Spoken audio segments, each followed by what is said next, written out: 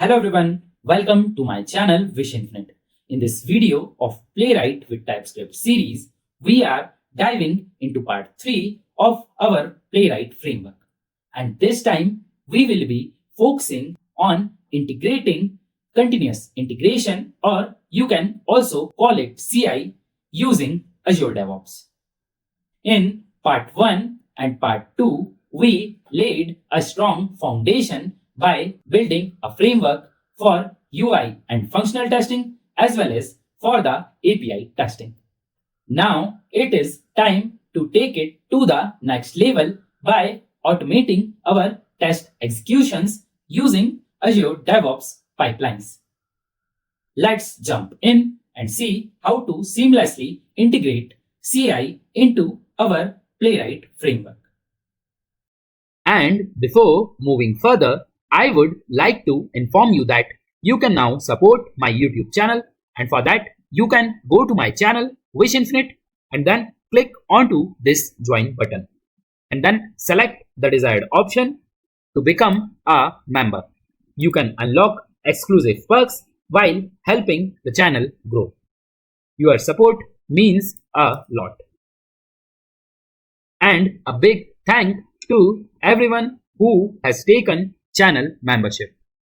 Members can see their YouTube profile pictures featured randomly on the channel homepage. You can access the complete Playwright tutorial playlist on the channel homepage or under the Playlists tab. Feel free to save it for quick access in your YouTube playlist section. Also, I have created YouTube Shorts playlist for Playwright. You can watch this playlist to refresh your Playwright concepts. I will provide link of the playlist into description, or under the Playlists tab you can access this Learn Playwright in 60 Seconds Shorts playlist. You can also click onto this Posts tab where you will be able to see the Playwright quiz. You can look for the keyword Playwright with TypeScript. You can answer these questions, which will help you to prepare for interview also. I have also uploaded the latest code of this series onto GitHub. You can visit my GitHub profile where you would be able to see this Playwright tutorials TypeScript JavaScript repository. I will provide link of my GitHub profile and of this repository into description. I will also be pushing the latest framework code onto this repository, which is Playwright TypeScript framework. This is private repository, and please let me know if you need access for this particular repository. So now let's continue. Here in part 1 and part 2 of Playwright framework videos, we have looked into so many different concepts to build a proper framework for UI and functional testing as well as API testing.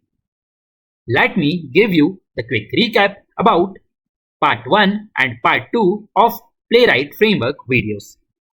So in part 1 of Playwright framework video, we have seen that how we can install prerequisites like Node and VS Code, how we can install the Playwright into our project folder using the Playwright extension. We have talked about this Playwright config.ps file where there are different configuration which we can do, like we can set the test directory, we can decide that we want to execute tests parallelly, we can decide number of retries in case of failure, we can also configure reports, we talked about timeouts, we also saw that how we can configure screenshot videos trace. Apart from that, we also saw that how we can configure different projects inside this playwright.config.ps file. We created page object model where we created different files for different pages, where we kept all the locators and created methods to perform actions onto the created locators. We also saw that how we can use page object model with fixtures, where we created different fixtures like POM fixtures, where we kept fixtures for our pages. Then common fixtures, where we kept fixtures for the common utilities. And the third one is hooks fixtures, where we created fixtures on place of hooks. Here we exported expect as well as this test, which is having different fixtures from the POM fixtures, which is this one, then common fixtures, which is this one, and at last all the fixtures related to the hooks. And this test is indirectly linked to the test which we are getting from the Playwright test module, but with the extended fixtures. We also saw that how we can handle multiple environments. For that, we have used .env package and cross-env package. We performed this configuration to decide for which environment file that we want to pick. And environment files we have kept here inside this env-files folder. For now, we have created two environment files, one for demo and one for dev. But as per your project, you can create different environment files where you can keep data like this key and value pair. And we can set the environment by providing this env_name equals to the value of the environment for which we want to do the execution. Here we have created these key value pairs for the scripts so that we can provide just npm run and this particular key to execute these long commands. We have also created a global setup test which will log into application and then will save the authentication state like this. And then we would be using this particular authentication state to log into application automatically. And here for saving the confidential data like username and password, we saw that how we can encrypt and decrypt data. And for that, we have created this common utilities under utils folder where we created two methods inside this common utils class to encrypt and decrypt data. We can encrypt the data with the help of encryption VS Code extension also. To decrypt the data, we can use this particular method where we will also have to provide this secret key. And this secret key we would be providing every time we want to do the execution. And for that, we can simply provide the command secret_key equals to the key and then npm run command. We have used this decrypt method wherever in the test we want to decrypt our data like this. So by using this common utils fixture, which will return us object of this common utils class dot the decrypt data method, where we are passing the encrypted data, which will return us the decrypted data that we can use into our tests. We have also seen that we can keep our data into JSON files. So in the data folder, we have created our JSON files where we can keep our data for the specific modules in the key value pair like this. And then we can access these JSON files to access the specific data. We have also seen that how we can add tags, annotations with the type and description. We have also seen that how we can use this describe block as well as these test steps to make our tests more readable and maintainable. we have seen different commands to perform different execution. Like here, we saw that how we can execute tests with the specific tag. We saw how we can execute the failed tests in the last run. And like this, you can explore more commands. We have also seen that how we can perform visual testing by providing different assertions related to the visual testing. Apart from that, we have also seen that how we can integrate API testing functionality into our framework. For that, we have kept our tests under different folder inside this tests only, like this API tests, where we can create different test script files as per our requirement. Here we created only one file where we included different tests to perform different operations like get, post, put, patch, delete, API calls. We have kept our data related to the API inside this data folder by creating one separate folder for the API data, where in one file we have kept all the paths which we are going to use for the API testing, and here for different modules we have created this JSON file to maintain our data. You can create n number of files with different structure as per your requirement. Here, to execute our tests, we have made slight changes into our playwright.config.ts file, where under the projects we have added this project with the name API test, which is having test directory for the API tests folder. And here we have added base URL extra HTTP headers, which will just get used only for the API testing. And here, to execute our UI tests, in the test directory we have changed this path for the UI tests only. We have also seen that how we can perform basic authentication for our APIs. And for that, we have created one more utility, which is common API utilities.ts, where we created this method which will take username and password for the APIs from the environment files.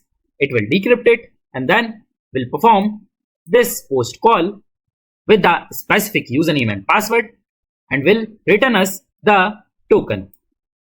And this token will get used inside our tests like this. Here we are getting this common API utils fixture, which is returning us the object of this common API utils class. And then we are providing this create token method to get the token value, which we are using with our API calls in the header by providing cookie colon and then the specific token. This is specific to the RESTful-Booker website, but in your case, there can be different key and value pair to provide this header for authentication. Also, there can be different ways to get this particular token as per your project. We have also seen that we can pass the data with our API calls. Then we performed different assertions for our API testing. And to create this whole framework, we have used common naming convention. For that, I have already provided this particular table where for the specific case, which casing we need to use, that you can check from here. I have also provided all the videos which are required in the specific order if you want to get in-depth knowledge about the specified topic which we have used inside the framework. And to create the framework as a prerequisite, I would request you to watch the complete Playwright tutorials playlist so that you would be able to easily understand the concepts while developing the framework. And for this particular part 3, I would highly recommend you to watch part 1 and part 2 videos of our Playwright framework, rather than jumping directly onto this part 3. Now, let's continue with our current topic, where we would be focusing on integrating continuous integration using Azure DevOps. And for this particular topic, I would highly recommend you to watch the video which I have created as a part of Playwright tutorials playlist, which is this CI using Azure DevOps. Here I have explained that how you can perform continuous integration using Azure DevOps from very basic to advanced, where we saw that how we can create our Azure DevOps account and how we can create pipeline to perform continuous integration using Azure DevOps. And now we will be mainly focused on integrating this continuous integration part using Azure DevOps into our Playwright framework. So now the first question is that what is CI/CD, which is short form for continuous integration and continuous deployment. Here mainly we are going to focus onto this continuous integration part. So CI or continuous integration is the practice of automating the integration of code changes from multiple contributors into the project codebase, and continuous delivery or deployment, which takes it a step further by automating the delivery of integrated code to production. And here for automation testing, we would be performing this continuous integration, where we would be executing our whole test suite whenever someone is making changes into automation code and then raising the PR or pushing the code or merging the code into our Git repository. Also, we would be executing our test suite onto regular basis to check our application that there is no major issues into application. And as I told, we would be performing continuous integration using Azure DevOps. So what is Azure DevOps? Azure DevOps is a cloud-based platform by Microsoft that provides tools for the entire software development lifecycle. It includes features like Azure repos for code versioning. So it is similar to the GitHub Git repository. For now, we are using Git repository, but it depends projects to projects, right? In your case, you may be using Azure repo. It has also have features like Azure pipeline for continuous integration and continuous delivery. So this Azure pipeline we are going to use for this particular video. It also has Azure board for project management, Azure test plans for testing, and Azure artifacts for package management. It helps teams to collaborate, automate workflows, and deploy applications efficiently. In Azure DevOps, a pipeline is a set of automated processes that help to build, test, and deploy code consistently across different environments. Pipeline automate the process of delivering software, ensuring continuous integration and continuous delivery practices are followed. It triggers automatically when a new code is pushed to the repository, ensuring the code base is always in the releasable state. Now let's have a look at our Azure DevOps. So here I have already opened this particular site for this wish-infinite organization. Here we can create multiple organizations. For now, we would be using this wish-infinite organization. And inside this organization, I have created one project, Wish Infinite. About all this, we have already seen that how we can first time log in into Azure DevOps, how we can create organizations and these projects. Let me open this project, and inside this Wish Infinite project, mainly we are going to use this pipelines section for continuous integration. In my video of CI using Azure DevOps, we have also seen that how we can use this Azure DevOps repos to keep our Playwright data into this Azure DevOps Git repository. Like this, we can create different repository. The same thing we do there onto GitHub, right? Where we can create different repositories. So we are doing same thing, right? For now, we are keeping our data onto GitHub inside the Git repository, but you may find projects where you may be keeping your complete project and its files onto Azure DevOps Git repository.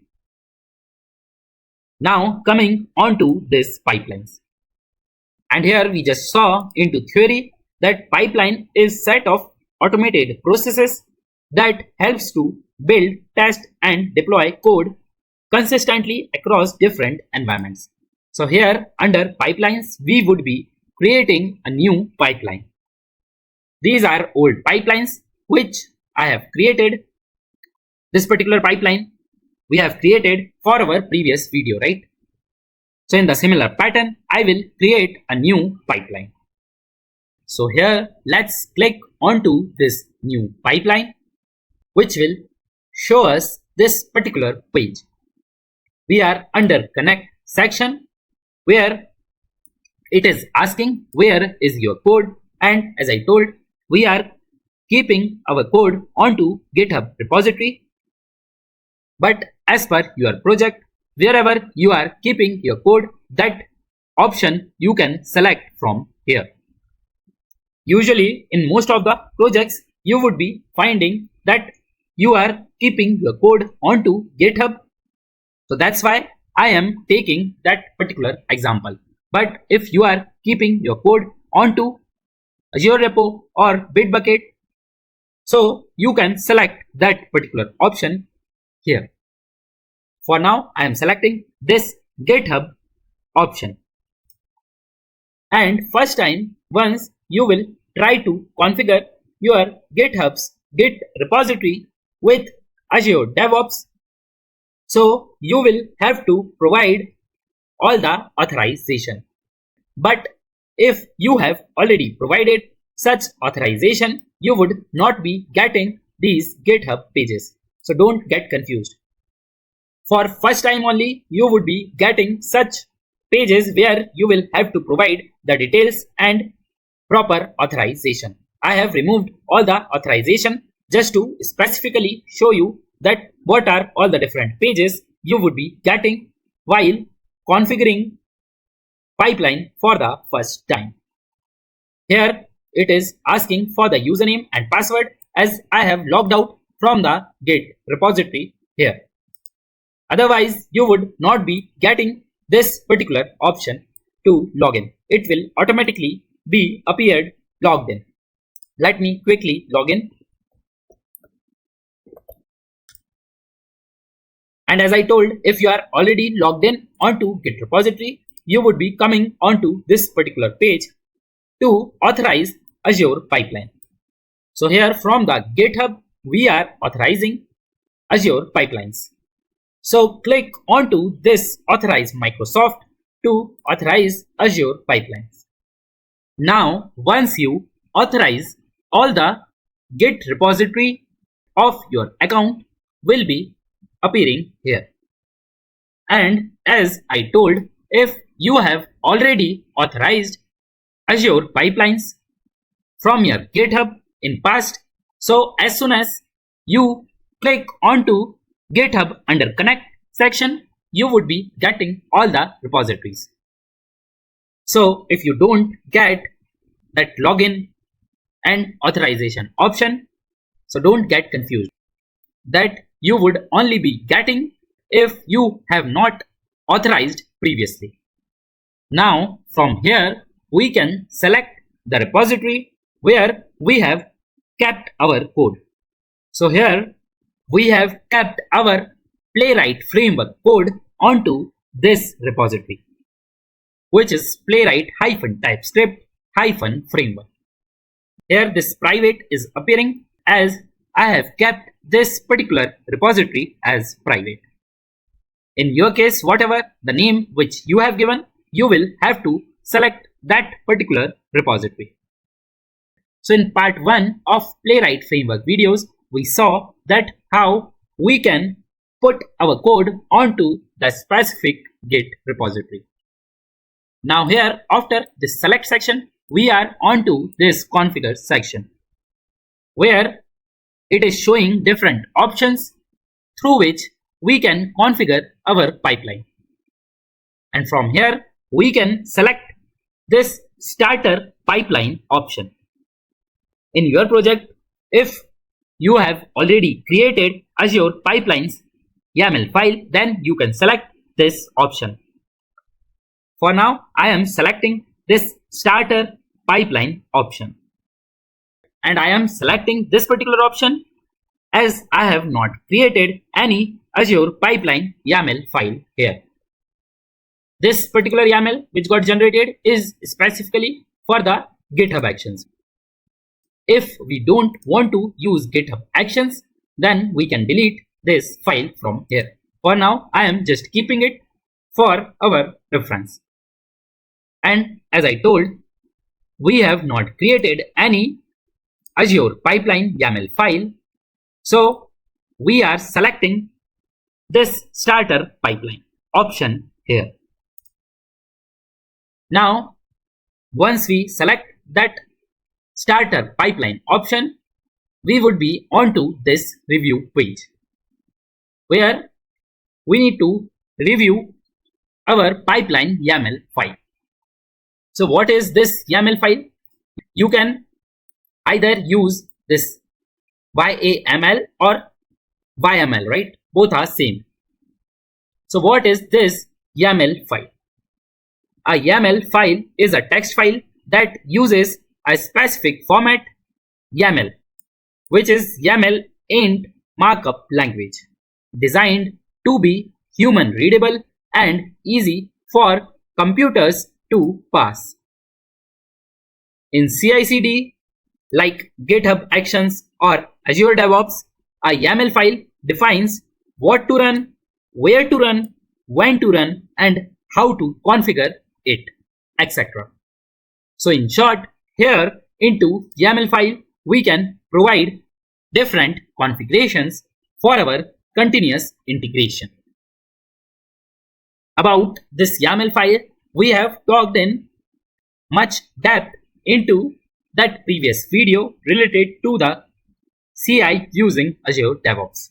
And I am repeating this again and again so that you watch that particular video as a prerequisite mandatorily, so that you will not have small confusions about all these different topics which I am talking about here.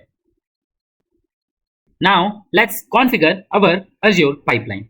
So this is a basic configurations which is already given by Azure DevOps. Let me remove this steps and scripts, as we would be providing different code here. This trigger we are keeping. So here we provide the branch that for which particular branch this pipeline will get triggered. Now here we have this pool option. Inside it we have given VM image as Ubuntu latest. So this is already generated portion from Azure DevOps. If you want to execute your code onto different image like Windows or Mac OS, so accordingly you can provide Windows-latest or Mac OS-latest option here. And usually into company's project, you would not be executing directly onto these images provided by Azure DevOps. You would be having your own images for your project. On that, these execution will get performed. And for all these configurations related to the specific project machines, you can get in touch with your DevOps team to get all the details. But for our practice purpose, we would be using these VM images provided by the Azure DevOps. And to perform the execution onto these images also, we need to take the access by filling a Google form. About that also, I have explained into my video related to the CI using Azure DevOps. I will provide link of that video into the description, or you can click onto this I button at top right corner to access that particular video. So for now, we would be using this default VM image configuration provided into this YAML file. You can try providing Windows-latest or macOS-latest here. Here I am just adding it as the comment. So hash and then any comment you can give to provide the comment into YAML file. Now, as we have provided this trigger option with our branch name and this pool option by providing this VM image name. Now, we will provide all the steps which should get performed onto this specific image to execute our test suite. So for that, we need to write steps here. So within first row only, we will have to write this steps and then colon, right? So this indentation should be very proper inside this YAML file. Otherwise, you would be getting error. Usually, we use this 2-space indentation to follow any hierarchy. Like inside the pool, we have this VM image. So we have given 2-space indentation and then this VM image option. So here, without any indentation, we need to provide steps colon, hit enter, press escape if you get any auto suggestions. So now what is the first step which we need to perform? So here for our local projects also, we installed one prerequisite which was Node.js. So the same thing we need to do here. We need to install Node.js for our VM image on which the Playwright execution would be happening.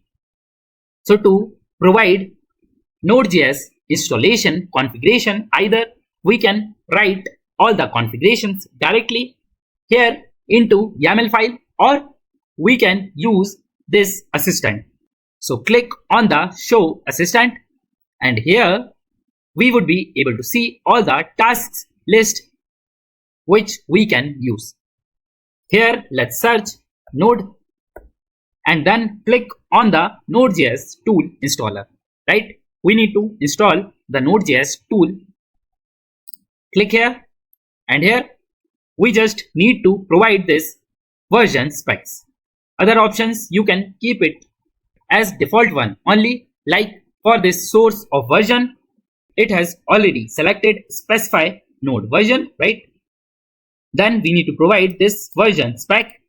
So we can provide any LTS version here. Let me quickly check the latest Node.js version. See, currently it is 22.16.0, which is LTS, or we can say it long-term support version.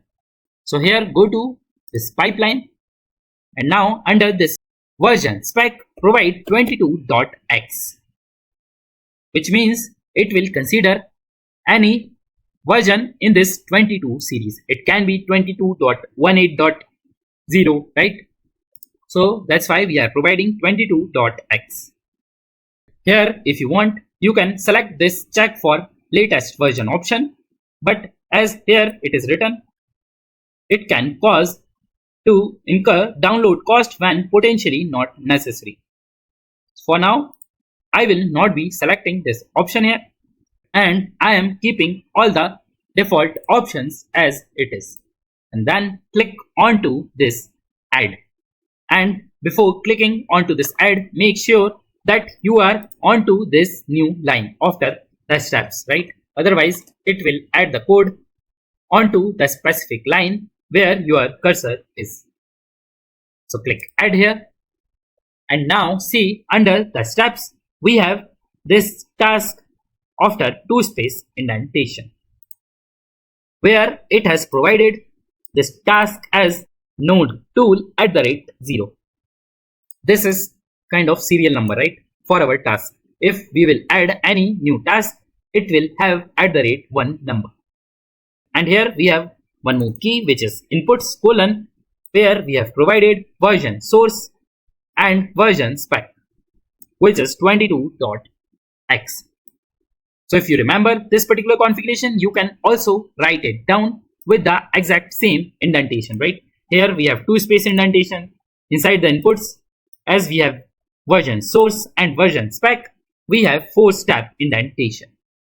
Now this will take care of the Node.js installation.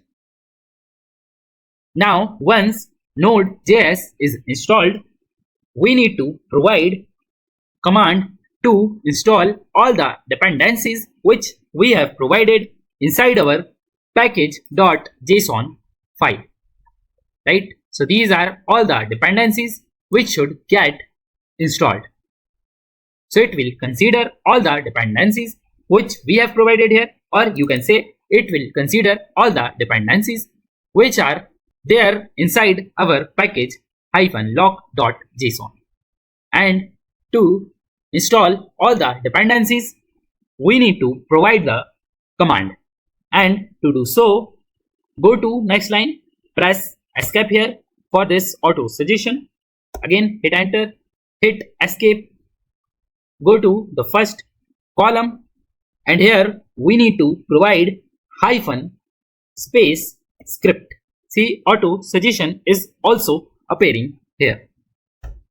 Then colon, and here we need to provide the command which we want to hit. So to install all the node packages, we use the command npm install. But here for the CI, usually we use npm CI. So using this npm CI here, hit enter, press escape. Now provide 2-space indentation, and here we need to provide the key as display name : and then we can provide any string for this display name. It should be meaningful as it would be appearing during our pipeline execution. So here I am providing this display name as install Playwright dependencies.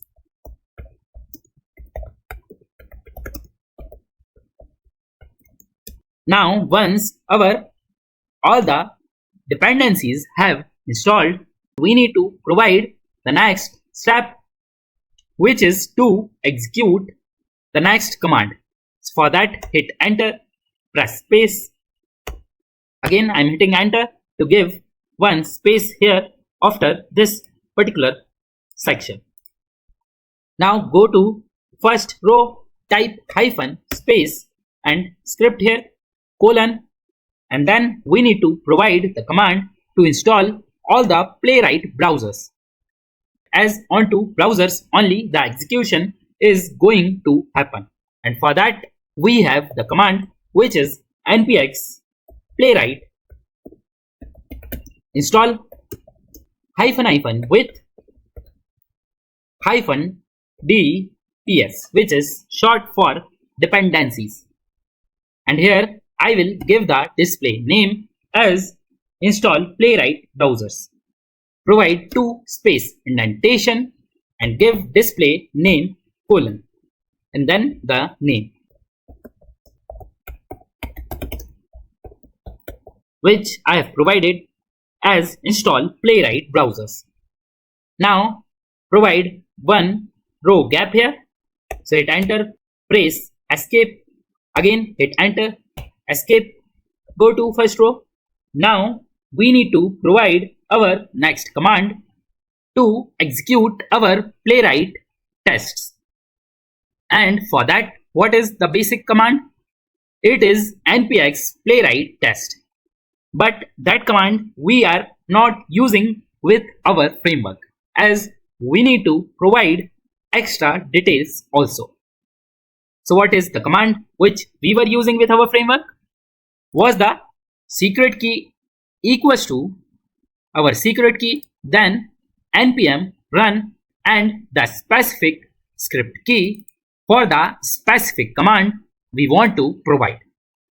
So for now, let's use this test underscore demo, which will execute our all the tests onto the demo environment. Here, as we have already seen in the part 1, that this cross-env package we are using so that we will not have to be worried about the terminal, that which terminal we are using. It can be bash terminal, batch terminal, or PowerShell terminal. Then this env underscore name equals to the specific environment on which we want to do the execution. On the basis of that, these environment files will get selected and the data from these files will get fetched. Then npx playwright test, right? This is the most basic command to execute all the tests onto all the configured browsers. So for now, here we have configured Chromium, Firefox, WebKit, and this project which is for the API test. So let's give hyphen space script colon and then the command. So the command would be secret underscore key equals to our secret key. I have kept the secret key while encrypting the data as wish infinite. Then npm run and then the specific script key for the specific command. So here I am providing test underscore demo for now. Hit enter, give 2 space indentation and then provide this display name colon, and display name I am providing as run tests. You can give any meaningful display name. Now we have provided all the basic details which will help us to execute our test suite onto the demo environment on the configured projects. Now we can save and run our job for the first time for this particular pipeline which we were creating. So click here onto this save and run. And here, as it is written, saving will commit azure-pipeline.yaml to the repository.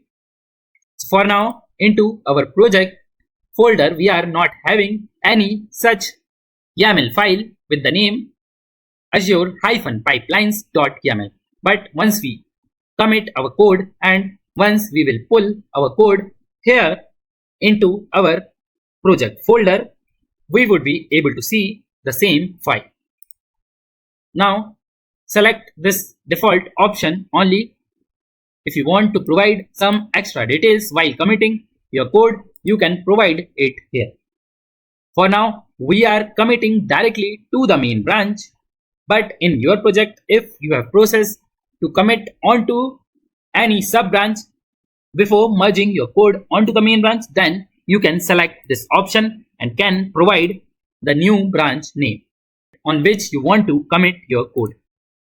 But for this YAML file commits, I will directly commit it onto the main branch.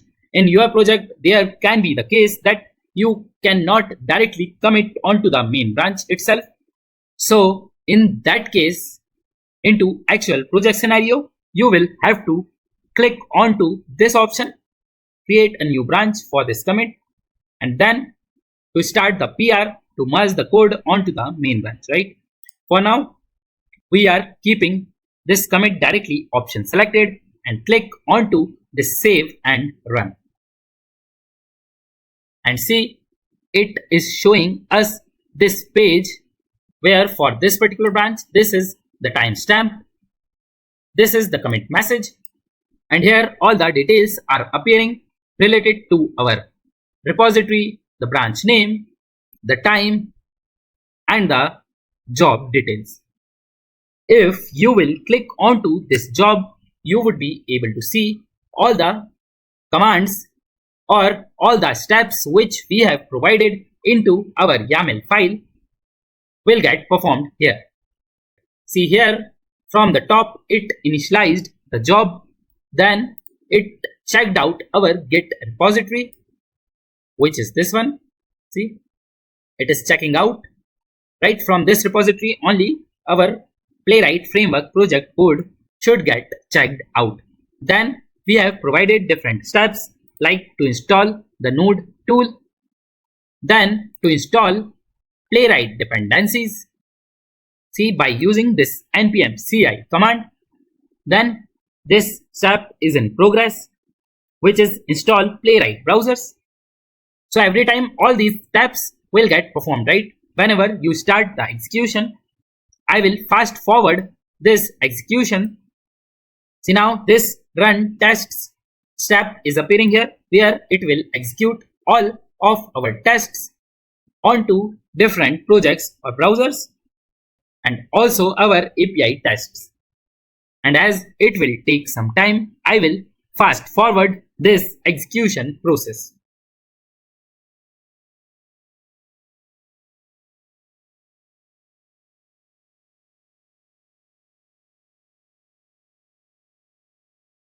And now see, our execution got completed. But here, if you will see, our execution got stuck at this particular point, where it is showing that serving the HTML report at this particular local host. And here, if you will keep waiting, your execution will get stuck here forever, because it is considering that it is serving the HTML report, which is where our first change into our playwright.config.ts file will come into picture. We will just shortly make that particular change. But for now, you got an idea, right? Whatever the configurations which we provided, because of that, this job is getting executed. For now, I will cancel this particular job execution. Click on cancel and click yes here, which will cancel this particular job execution, right? In between, because of any case you feel that you need to cancel job execution, you can do like that. Now go to this pipeline. It is wish-infinite, which is our GitHub profile name dot the Git repository name. Click here and see here the stage is appearing as cancelled, as we have cancelled this particular job execution. For now, as I told, we need to make our first change into our playwright.config.ts file for Azure DevOps pipeline. Now here, let's open this playwright.config.ts file, and under this define config argument, we have this object, right?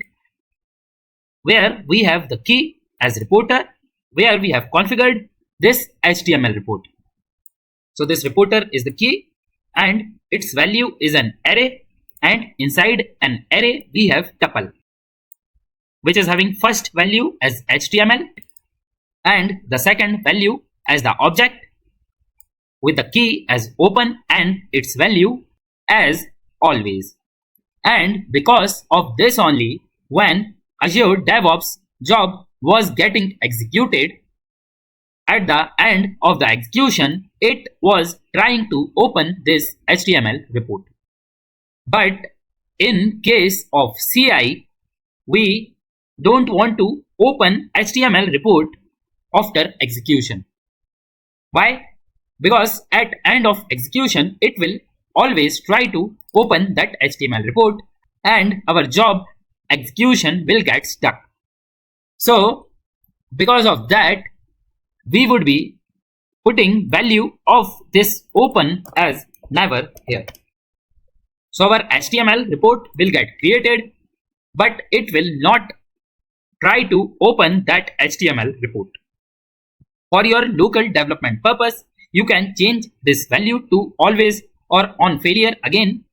But for continuous integration, we would be keeping this value as never.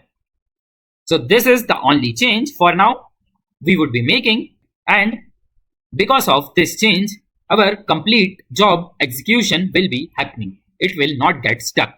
Now let's push this particular code onto our Git repository. So currently we are onto main branch, and previously also in my videos related to Git repository, I told that in actual projects you would not be pushing your code directly onto the main branch. You would be creating one separate branch. There you would be pushing your code, and then you will raise a PR to merge the code from your new branch to this main branch. So now let's create and check out new branch. So here to create and check out to the new branch, I will give a command which is git checkout -b and then the new branch name which you want to create. So here I am giving new branch name as wishinfinite-dev. Now hit enter and it will create this new branch and will switch to the created new branch. See, switched to a new branch and then the branch name. Now we are onto this new branch. Its name is wishinfinite-dev. And previously also I told in Git repository related video, it's better to take the pull before making any changes and before pushing your code onto your personal branch. So here I will first pull the code from the main branch. For that we need to give git pull origin and main. Hit enter. Sorry, I have typed this git spelling wrong with double T. Let me type it again. So git pull origin main. Hit enter. And for now our branch is already up to date. But if any changes would be there onto your main branch, then it would be pulling those changes. Now as we are onto this wishinfinite-dev branch, now let's add and commit these changes. And for that we need to use this git add dot. You can also use this source control to add and commit your changes. For now I am using these commands. So git add dot and then git commit -m and then any comment of your choice. Here I am giving comment as HTML reporter configuration changes. Close the code and then hit enter. Now our code is committed. See, now here we are not able to see any entry. Now we can push the code onto our newly created branch, which is wishinfinite-dev. So for that we need to give git push origin and then your branch name. You can also use git push only as we are directly onto this branch. Now hit enter and now our code got pushed onto this wishinfinite-dev branch. Now let's go to our git repository and see here it is showing that wishinfinite-dev, this is the branch name which we just created, had recent pushes 1 second ago. We can click onto this compare and pull request, or we can go to this pull request also. There also we would be able to see the same thing with this compare and pull request. And in any case, if you are not seeing this pop up, you can click onto this new pull request and here you can select the base branch as main and compare as your branch name. on which you have just pushed the code. So any of the way you can use. Now here all the changes would be appearing for all the files. For now we have made changes onto this playwright.config.ts file for this reporter section, where we change it to never from always. Now after just rechecking, we can click onto this create pull request, which will create a PR. Let's click here. And now here we can add the reviewers. So in actual projects, you would be adding reviewers who would be reviewing your code. Whatever the changes you have made will get first reviewed and then they will approve your PR. So you can add your team lead's name or the senior who is going to review the PR. For now, I have not done that setting, so my PR will automatically get approved. But as I shown you into Git related videos, that you would be adding reviewers who would be reviewing and approving your PR once you raise it. So now come down here, click onto this create pull request, which will create the PR. See, this PR got created, and here as no approval was required, it automatically reached to this particular stage where no conflicts with base branch and we can merge our PR. See, merging can be performed automatically. Now click onto this merge pull request, which will merge your code from the wishinfinite-dev branch to the main branch. So let's click onto this merge pull request, and then if you want, you can change this commit message or description and click onto this confirm merge. For now, I'm not making any changes here and clicking onto confirm merge. And now our code got merged. Let's go to this code section and see our commit message is appearing here for this playwright.config.ts file. Let's click here and see our changes are appearing onto this main branch. Now, as we have raised the PR for the main branch and we have merged the code, so now let's go to our Azure DevOps pipeline. Let me refresh it and see there are two runs which are appearing here. One for the PR which we have raised and one for the merge which we have done. So every time whenever someone making any change and then raising the PR, then your run will get started for your pipeline. Also, if someone is merging the code onto the main branch, then again your execution will get started. Let me open this run which is in progress. Let's open this job. Here the same details would be appearing like this pull request by wish-infinite. Here our profile name with the repository name is appearing. This is commit ID, branch details, time, all the things and all other details would be appearing here. Now click onto this job which is currently running, and here see all the steps are getting performed again. We have given all these steps, right? To install the node tool, to install the Playwright dependencies, to install Playwright browsers, and to run tests. I will fast forward this execution process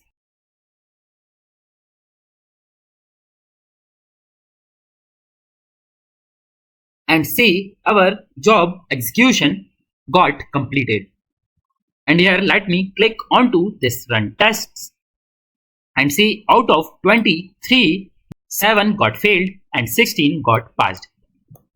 That we need not to worry about why these tests are getting failed. There can be some run error also, and some are the visual tests. And these visual tests will get first time failed as it will not be able to find the specific screenshots onto the VM images. But previously also during framework creation, I told that visual tests may get failed during continuous integration because we are executing our tests onto different machines. There can be different resolutions or some pixel difference in case of visual testing, and because of that we can see these type of failures. But in your actual projects you can do it like that you would be having the VM access, right, on which you are doing the continuous integration execution. So you can generate your golden screenshot for the specific VM images and then push those screenshots onto your Git repository. So every time once the execution would be happening onto the specified VM images, it should not be seeing these type of visual differences. But for now, as we are executing these tests onto the cloud VMs provided by Azure DevOps, so we can see such failure in case of visual testing. Let me scroll up. See here, this test we are failing purposefully. And see, these are visual tests which are getting failed because it is not able to find the golden screenshot. See, these are golden screenshots name, left knife panel hyphen Firefox, which is the browser name, hyphen Linux, which is the operating system name, as we are executing our tests currently onto the Ubuntu Linux machines. So that's why this Linux is appearing here. Previously, we have executed our tests for the Windows machines. So for that, such type of snapshots got generated, but it was for Win32 machines. Now it is trying to find the screenshot with this hyphen Linux in the name. So no need to worry about this failure. I'm just telling you that what are all these failures which are appearing, and that is our main motto, right? We need to do this continuous integration which will execute our tests after each push and merge, and we would be able to get the actual failures as well as runtime failure, also the code failure here. So like this, we can analyze all these logs to get the actual failures. For now, I am not going into analysis of these failures as we want to focus onto this continuous integration using Azure DevOps. And also, as I told, we are executing our tests onto the cloud VMs which are provided by Azure DevOps. So we would not be executing these visual tests again. See, actually, if you will observe, this is the only failure which we are able to see. Apart from that, this second failure is appearing as we have failed it purposefully, and this third failure is also appearing because we have provided this particular error purposefully. And these are repeated error for the different browsers, right? For the Chromium, Firefox and WebKit. And these are API tests which are running independent of all these browsers. So like this, you can do the analysis. You can try to find out the actual bugs. Also, if there is any runtime or code error. And accordingly, you can resolve those errors or raise the bugs if it is genuine error. So now let's go back to our pipeline. And now let's click onto this edit. It is authorizing from GitHub. First time you may see that authorize pop-up. Now we are done with the basic setup where we have provided the VM image on which we want to do the execution. We provided these basic steps to install the Node.js tool and then to install the Playwright dependencies, Playwright browser, and start the execution by giving the secret key and this npm run command. Now let's move further. And previously into part 1 of framework video, I told you that we should not provide secret key directly, and while execution only we should provide the secret key. But here, as we are providing our secret key into YAML file, so our YAML file would be there onto the Git repository, right? And there, if anyone will open this azure-pipelines.yaml file, they would be able to see this secret key. So there is no point of encrypting our data like this. If someone is having the access of your secret key, they would be able to decrypt your sensitive data. So now what can be done? Because it is really necessary to provide secret key here so that our execution can get started, which will decrypt our sensitive data and will use that data for our tests to do the execution further. And to avoid providing this secret key, here we have this variables section. So here we can click onto this variables button and then click onto this new variable. And here we can provide the variable name and its value. So here I will give the name as secret underscore key underscore value, or val I am giving, right? Any variable name you can give, it should be meaningful. So this variable we are creating to provide the value of our secret key. So here into this value text box, provide the secret key, which is wish infinite. So this would be your secret key, right? For now I am revealing it as for the practice purpose. I have created this secret key, but for your actual projects you would not be revealing this secret key to anyone, and also you will not be pushing this secret key onto the Git repository. Now here we have this checkbox, which is keep this value secret. So that is what we need to check, right? This is mandatory when we are trying to save our value which is secret, right? So now these stars are appearing here. Here we have one more option that let users override this value when running this pipeline, but it is really not necessary, right? We have fixed our secret key value, which is wish infinite, while encrypting our data. So user will not have to change this value very frequently. But yeah, there can be one case where if someone has changed the secret key and again encrypted the data which is getting used inside your tests, so in that case you will have to update this particular secret key value. It should be KEY. It should be correct name, whatever the name which you are giving, it should be meaningful.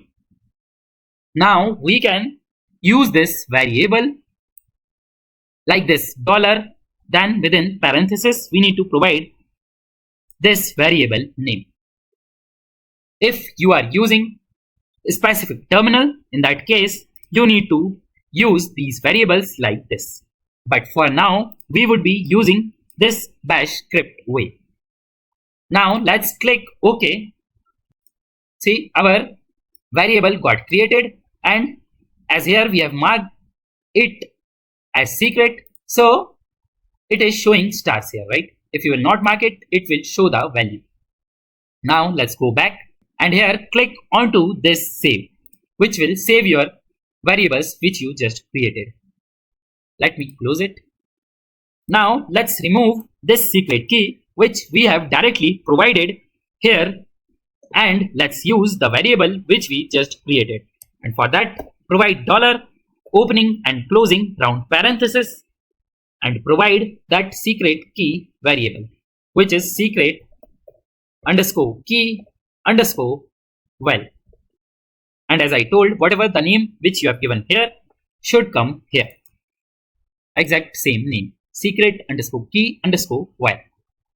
Now let's again validate our YAML file. See, it is valid, right? Pipeline is valid. This is commit message that we have updated this Azure-pipeline.yaml for Azure pipeline. Here for this YAML file, I will directly commit onto the main branch. But in your project, there may be the case that committing onto main branch itself is not allowed. So in that case, you would be clicking here, then you would be creating this new branch. On that, you would be committing and pushing, and then would be raising the PR. See, start a pull request also is automatically checked here. So onto this Azure-pipelines branch, this code will get pushed, and then after review, this Azure pipeline YAML file code can get merged. But for now, just to save the time, I am giving this commit directly to the main branch. Let's click onto the save. Let's go back to our pipeline and see this execution got started as we have directly pushed our code onto the main branch. So here only one run is appearing, But if you will create a new branch, then we'll commit onto that particular branch.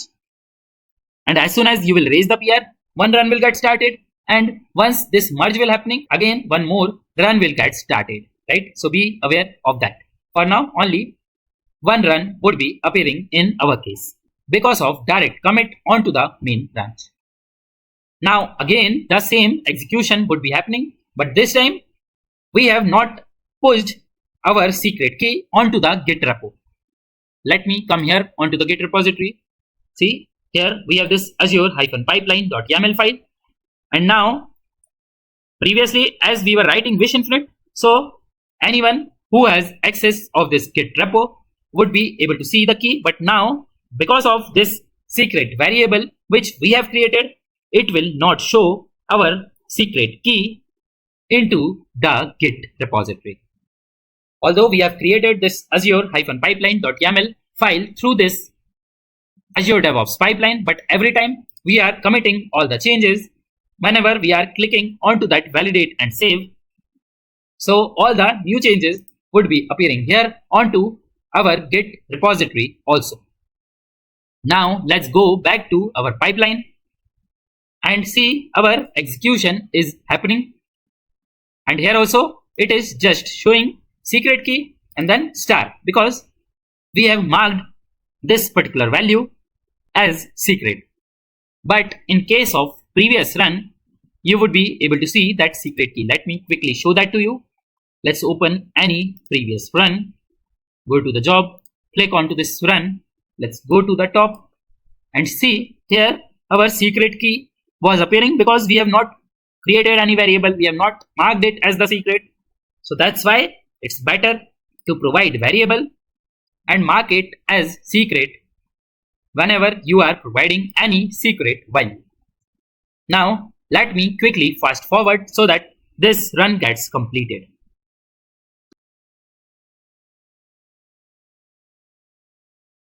And now our execution got completed.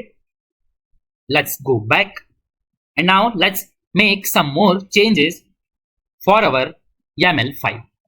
Let's go to our pipeline, click onto this edit. So there is one more place where we can provide the variable, which is this one. After npm run, we are providing different key values of the script. Let me open package.json. See, for now we have provided this test_demo to execute all of our tests onto all the browsers. But there may be the case that you just want to execute your specified tests onto specified browsers only, right? For that, we have already created different key value pairs, and that may be the case that you just want to execute API test cases, right? So in that case, you need to provide this particular key. If you want to execute your UI tests onto the Chrome and also want to execute your API tests, then in that case, you need to give this particular key. So if we will write the key here like this, so what will happen? Every time you will have to make changes into this YAML file, right? That is not the good approach. You will have to again make the changes. You will have to validate and save those changes, right?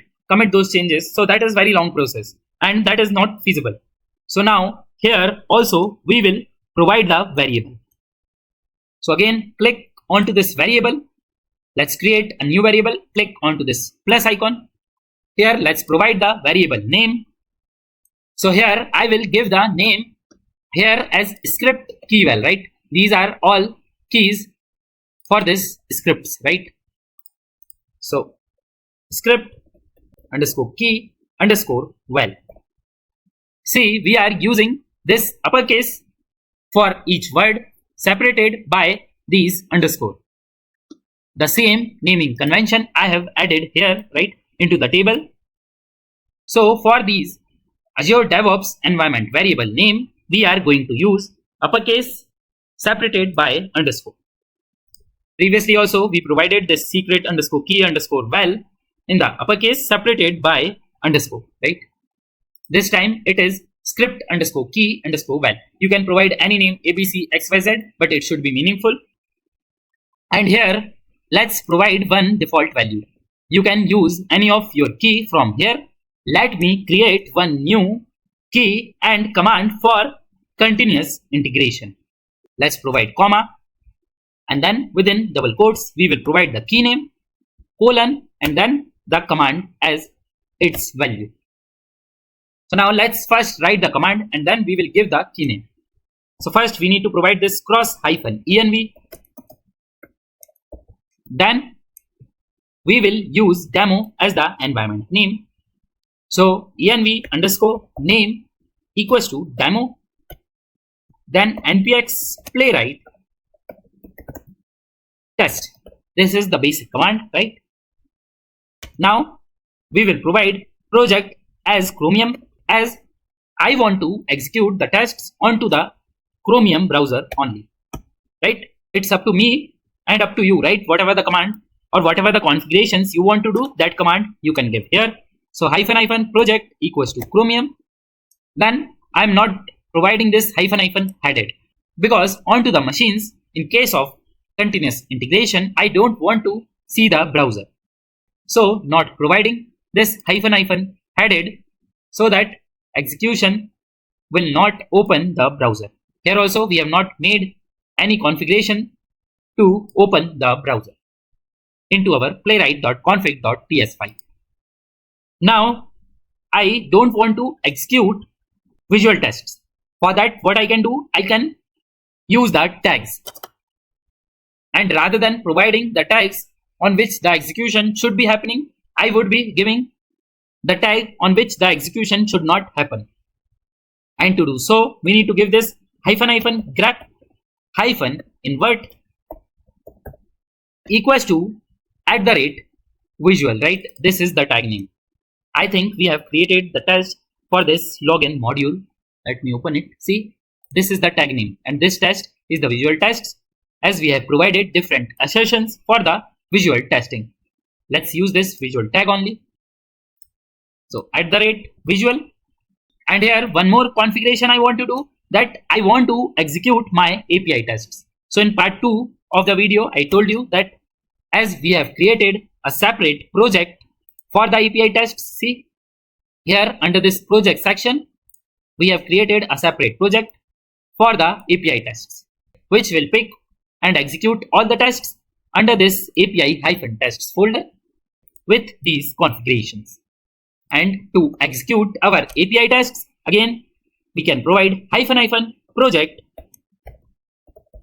equals to, and then this project name, which is API test, right? From here also, you can copy it and then paste it. Now let's provide this key name also. So key name, I will start with the test underscore demo, as we are doing execution onto demo environment, then underscore UI underscore CR for the Chromium, underscore HL for the headless, underscore API. If you want, you can add this underscore non-visual or any flag so that it is easily identifiable that here you are not executing visual tests. Any name you can give, right? It's totally up to you. I usually like to give self-explanatory names. You can give this non-visual or no visual, right? Whatever the name you want to give, or no underscore visual, any name you can provide here. Now let's use this particular key. So let's copy it and go to our Azure DevOps pipeline, and here let's provide this value, which will be our default value. And here we need not to mark it as secret. So no need to check this, keep this value secret. But here we would be checking this, let users override this value when running this pipeline. So if while execution user feels that he want to execute the different command, so they can provide the different key value from here to start the execution with the specified configurations. So let's select this checkbox, and now to use this variable, again we would be using this dollar parenthesis and this script underscore key underscore val. Let's click OK here and save these values. Now let's remove this test underscore demo from here, and let's provide dollar opening and closing of parenthesis, and our variable name, which is this one, script underscore key underscore value. So let's provide it here. You can also copy paste to avoid any typo error. So this is secret underscore key underscore val, and this one is script underscore key underscore val. Now let me validate and save. Let's click onto this save, which will commit directly onto the main branch. Let's go to our pipelines. Let me open our current pipeline which we are using and see automatically the execution got started. Let's open it. I will fast forward this execution process to show you the specific things which we want to focus.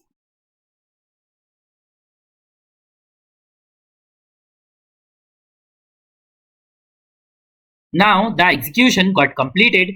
Let me just quickly check this run tests, and here we have got an error that missing script and then this script key.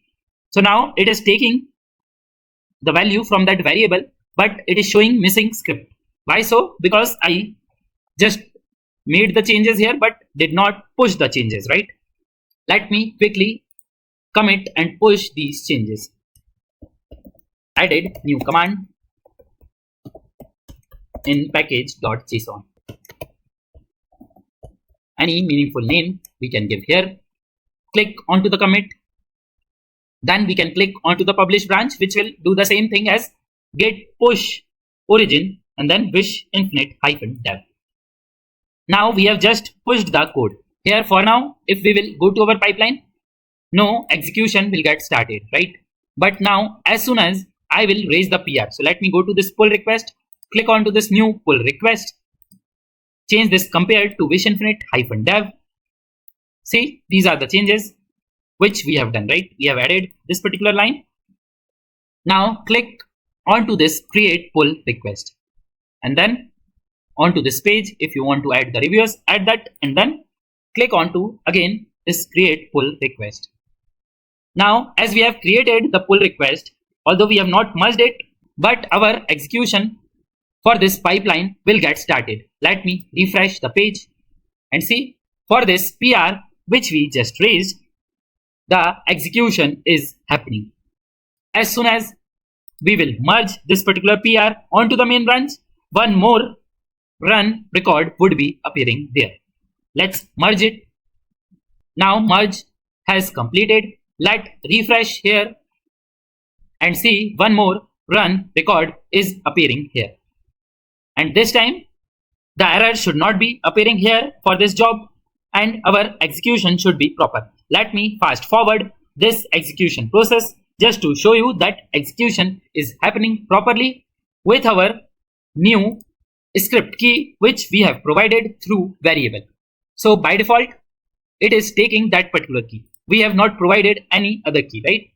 We have, with a variable, we provided this value. So this value should be taken directly for this execution.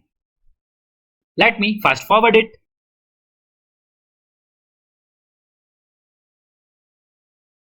See, the execution here got started under this run tests, and it has started executing 12 tests, all the UI tests as well as the API tests, as we have given this particular key which is using this command, right? cross-env, then the new command which we created to execute the UI tests onto the Chromium browser into headless mode, where we don't want to execute tests with the visual tag, and we also want to do the execution for the API tests. So now let this execution get completed. Let me again fast forward. And now execution got completed and we can validate our logs to find the failure. Let me go back to our pipeline where I will delete this particular execution which is happening, right? It is unnecessarily take our time as we want to check some more runs. Now again, let me click onto this edit. From here we can again run the pipeline. every time we are running the pipeline as soon as we validate and save, or whenever we raise the PR or merge the code onto the main branch.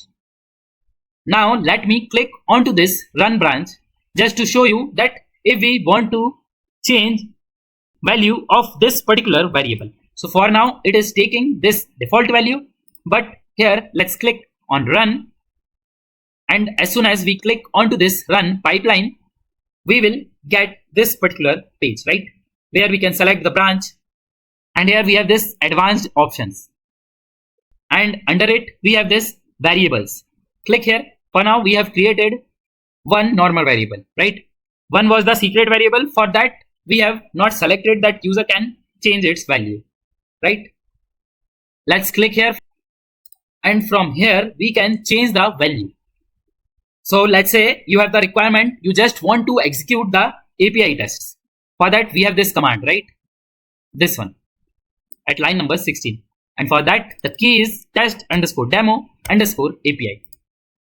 So here we can change this value to this test_demo_API. So now this value will get updated for this particular run. Let's click onto the update. Let's go back and now click onto the run, which will again run the pipeline where we are able to see this job which will get executed. See, it is now into running state and it will perform each step one by one. I am showing all these runs to you so that you have better idea that what are all the changes which we are doing and what is the effect which it is putting. Although you can directly copy YAML file in one go, whatever I am creating, and you can create the variables and directly run it one time only. But just to explain you into bits and pieces, each and every part in the detail, I am doing it like this, where I am making changes separately and showing that what is the effect which it is putting. Let me fast forward this execution process so that we would be able to see the command which is getting used now after changing the value of the variable.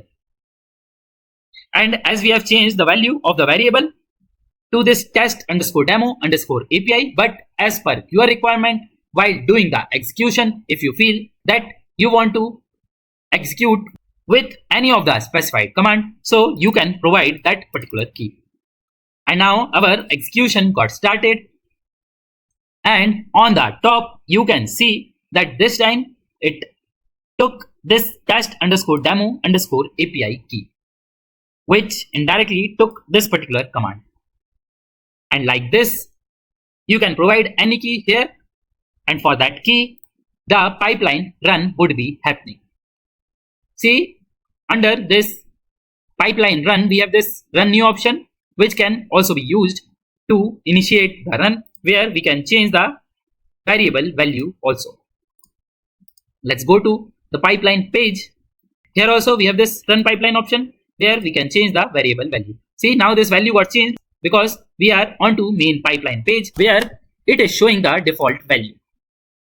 So if we do not change this value, it will automatically take this particular value.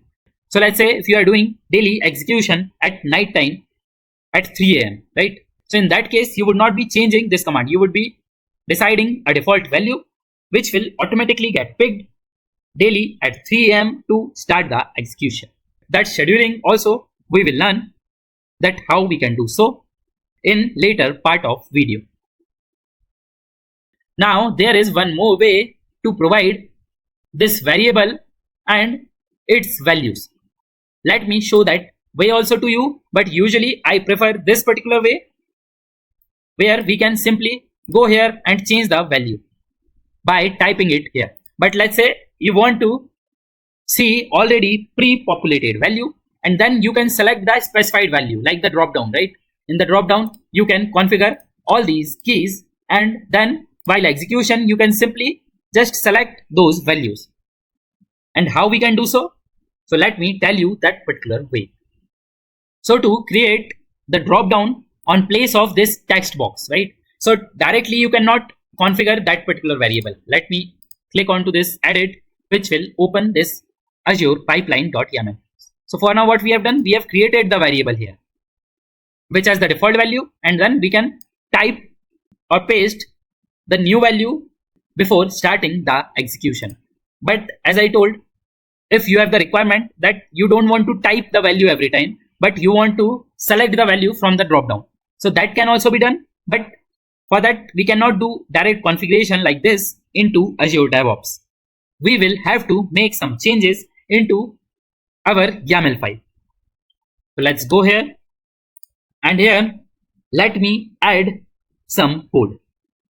So after the pool, I will add that particular code. Hit enter, press escape. Again hit enter, press escape. So at line number 12, I will start writing the code. So here at first column, we need to provide parameters here, colon. Then in the next row, after providing 2 space indentation, we need to provide hyphen space, where we need to give name as the key, colon, and whatever the variable name which we want to give. So like here we have given the variable name as script underscore key underscore well. Here also we can give something like that. So script underscore key underscore well 2 I am giving here, right, just to identify. Although we would not be using this particular way, I usually prefer this first way, where we can directly configure here from this variables section. But for this second way, we will have to write the YAML code. Now hit enter here, press escape if there are any suggestions appearing. Now again provide 2 more space indentation, and see, we are able to see the suggestions. Here we need to use this display name colon, and then the display name which should be appearing once we click onto the run button to start the execution. So this is the name which you would be able to see onto the screen before starting the execution, where you can select the value. Here I will give the name as select script key. From drop down also you can add like select script key from below drop down, right? Any meaningful display name you can give, which you want to show to user who want to start the execution. Now hit enter. Then at 4 space indentation, we need to use this type. So type colon, and its type we can keep as string or boolean, right, or any other data type we can provide. But here our requirement for this particular key value will be string, right? We were providing string here also, right, under this text box. So let's provide a string here. Now again hit enter. We need to provide the key as default colon, and this time here we would be deciding that what is our default value, which will get automatically picked if user is not making any changes for the specified parameter value. This is the parameter which we are creating, right? So here I will give the same default value. So within the quotes, let's provide this key value as the default one. We are using these quotes because for now in our key name there is no space, but let's say if there is any space into your default value, so it's better to enclose them within the quotes. See, here also we have used the quotes because we have space in between. But if there is no space like this, we can remove these quotes also, but it's better to keep it consistent by providing quotes here. Now after this default key and value pair, hit enter, and here we need to give values as the key colon, and then after enter provide these 6 spaces indentation, right? Under value we have these 2 space indentation, then hyphen space, and then we need to provide different values which we want to list for our parameter. So let's provide the first value which is our default value only, right?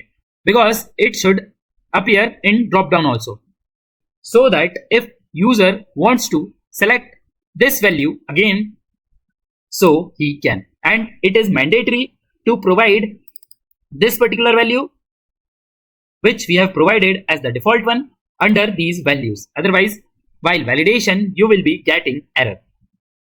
You can provide this particular value at any order. Order is not important, but under values, this value should be there, which is default one.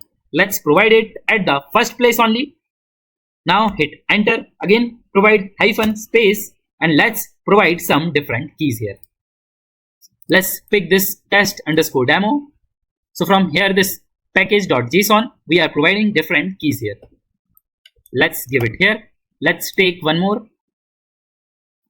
So this one, test underscore demo underscore cr underscore hl. Hit enter, hyphen space, and paste it. You need to maintain all these spacing very properly, right? Otherwise, you would be getting error. Now we have provided these three values. Default value for this particular parameter. This would be display name, as I told, which would be appearing before starting the run. And this name we are going to use here on place of our variable. So here, this is our variable which we created from here, right? This script underscore key underscore well. For now, I'm keeping it. I'm not deleting it, as I prefer to use this one. But if you are going for this parameter way, you can delete this also. For now, we will roll it back, so I'm not deleting it. Now let's provide this particular name on place of this variable, right, which we created from here. Or let me comment this particular line so that later we can roll back. And let's copy this line again. Hit enter, press space on the first row. Let's paste it again. And here, let's remove this particular portion where we were using the variable name. Now we would be using the parameter name. And to provide it, give dollar double curly braces, so opening and closing of double curly braces. Now between these inner curly braces, we need to provide the parameter name. And to provide the parameter name, we need to first give the parameters, right? So you can copy this parameters from here also. Do not make any spelling mistake. Dot and then the parameter name, which is this script underscore key underscore well 2. You can give any meaningful name, but just for the example, I am keeping this 2 so that you can identify this was our first variable which we created here, and now we have created variable with the number 2. Now here automatically it will take this default value, and once user select the specific value, it will take that particular value. Let's click onto this validate and save, and now there is no error. Let's click onto the save, which will commit whatever the changes which we have made inside this YAML file.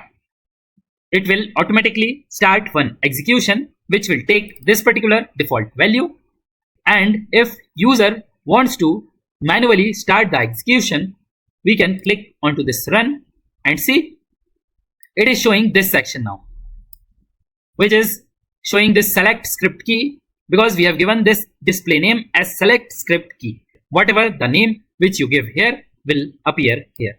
Then it is showing different options. This is our default option, right? The first one. And if user wants to change this value, they can change it from here and then click onto this run. And here one thing which you should be aware of, that if you are providing 3 or less values, so you will be seeing these radio buttons. But if you provide values more than 3, means 4 or more values, so in that case, on place of these radio buttons, drop down would be appearing here. So let me provide one more value. So here you can observe that it is showing drop down on place of these radio buttons. So if the values are 3 or less than 3, it is showing radio buttons. Let's add one more value. Let's use this test underscore demo underscore API as the key, which is for the command to execute only the API tests. Here let's put hyphen space and then fourth value. And now as we are having 4, or if you want, you can add more values, right? One by one you can add these scripts, right? You need not to add this UI command because onto the virtual VMs you don't want to open the UI mode. You can also avoid this particular command because as we are currently onto the virtual machines, because in case of CI every time it is pulling the new code, right? So it would not be able to generate the JSON file which keep the track of these last failed. So because of that I am telling to avoid this particular command also. But apart from that, we can keep all these commands for our continuous execution and provide it here or here for this variable's value. Now let's click onto this validate and save. Let's save it, which will commit it. And here let me click onto the run and see on place of those radio buttons which were appearing, because we put 3 values only. So in case of 3 or less values, it will show radio button. But as soon as you increase the count for the values to 4 or 5 or any value equals to greater than 4, so we will get this drop down. And from here we can select the desired option. Let's say if we want to select this, we can select this, which will start the execution only for the API tests. Like this, there can be n number of values here. This is our default value, right? Which we provided here. So if you do not select any value, automatically this value is already selected, which will get used at this particular place after npm run. Now let's select this test_demo_API. Let's click run. See, it has started the execution. For now, this job is queued because we have done so many commits, right? As soon as we are clicking on validate and once we are saving it, every time one commit is happening, because of that, in background, so many jobs should be there. Let me click onto this pipeline link. We would be able to see different pipeline runs. See, recently we have done 2 commits. So these 2 runs are appearing because of that. And then we manually triggered by changing the parameter value. So this is the manually triggered run. And for these automatically triggered run, if you will open the job, so you would be able to see it is using the default parameter value. See this one. But the one which we have initiated manually, it will change that parameter value for this particular run. Let me quickly fast forward so that we would be able to see this particular command which got used.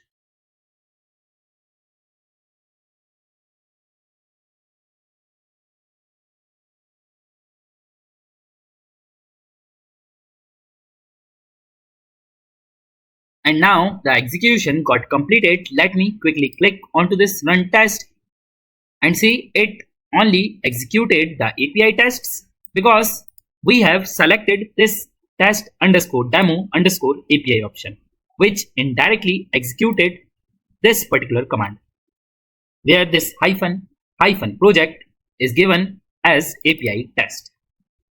So like this, you can select any value from the drop down, or if you are giving values equals to or less than 3, then you can select the radio button. Let me click onto this edit. So now we have seen both the ways. Either you can use the variable to provide the value here by providing this $round parenthesis and then your variable name. In this case, once you run it, you will have to click here onto the variables. From here, we can change the value. Here you can provide any of the key which you want to provide. But here one disadvantage is that user can make the typo error. Let's say if I write L at the end or P at the end or any wrong value at the end, so it will take it as the value, and while execution you will get to know that you have provided something wrong. And the second way which we just saw, that we can add parameters here where we can provide the name, display name, type, default value and the different values which user will be able to see in form of radio button in case of 3 or less than 3 values, and in form of drop down in case of 4 or more values. Here there is one advantage that there is no chance of typo error, right? User can directly select the value from here. And if you add any new key here and you want to provide it here, then in that case you can add the value under these values. And in this case you will have to simply go here and select the desired value which you want to use. And to use these parameters, here what we need to do, we need to give this dollar double parenthesis, and in between we need to provide parameters dot the name which we have provided for the parameter. So I have given both the ways here. First way I have commented out, and currently we are using the second way. To use the second way, it is little tricky, right? We will have to write this code, but this variables way was the straightforward. But here in case of variable, this typo error disadvantage is there, and in case of this particular parameters, there is no such typo error disadvantage.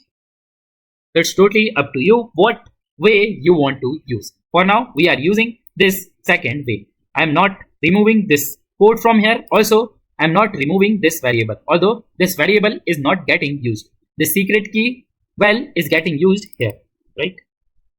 For the secret key we need not to select any value while execution, so that's why we have not even provided user to option to override this particular value.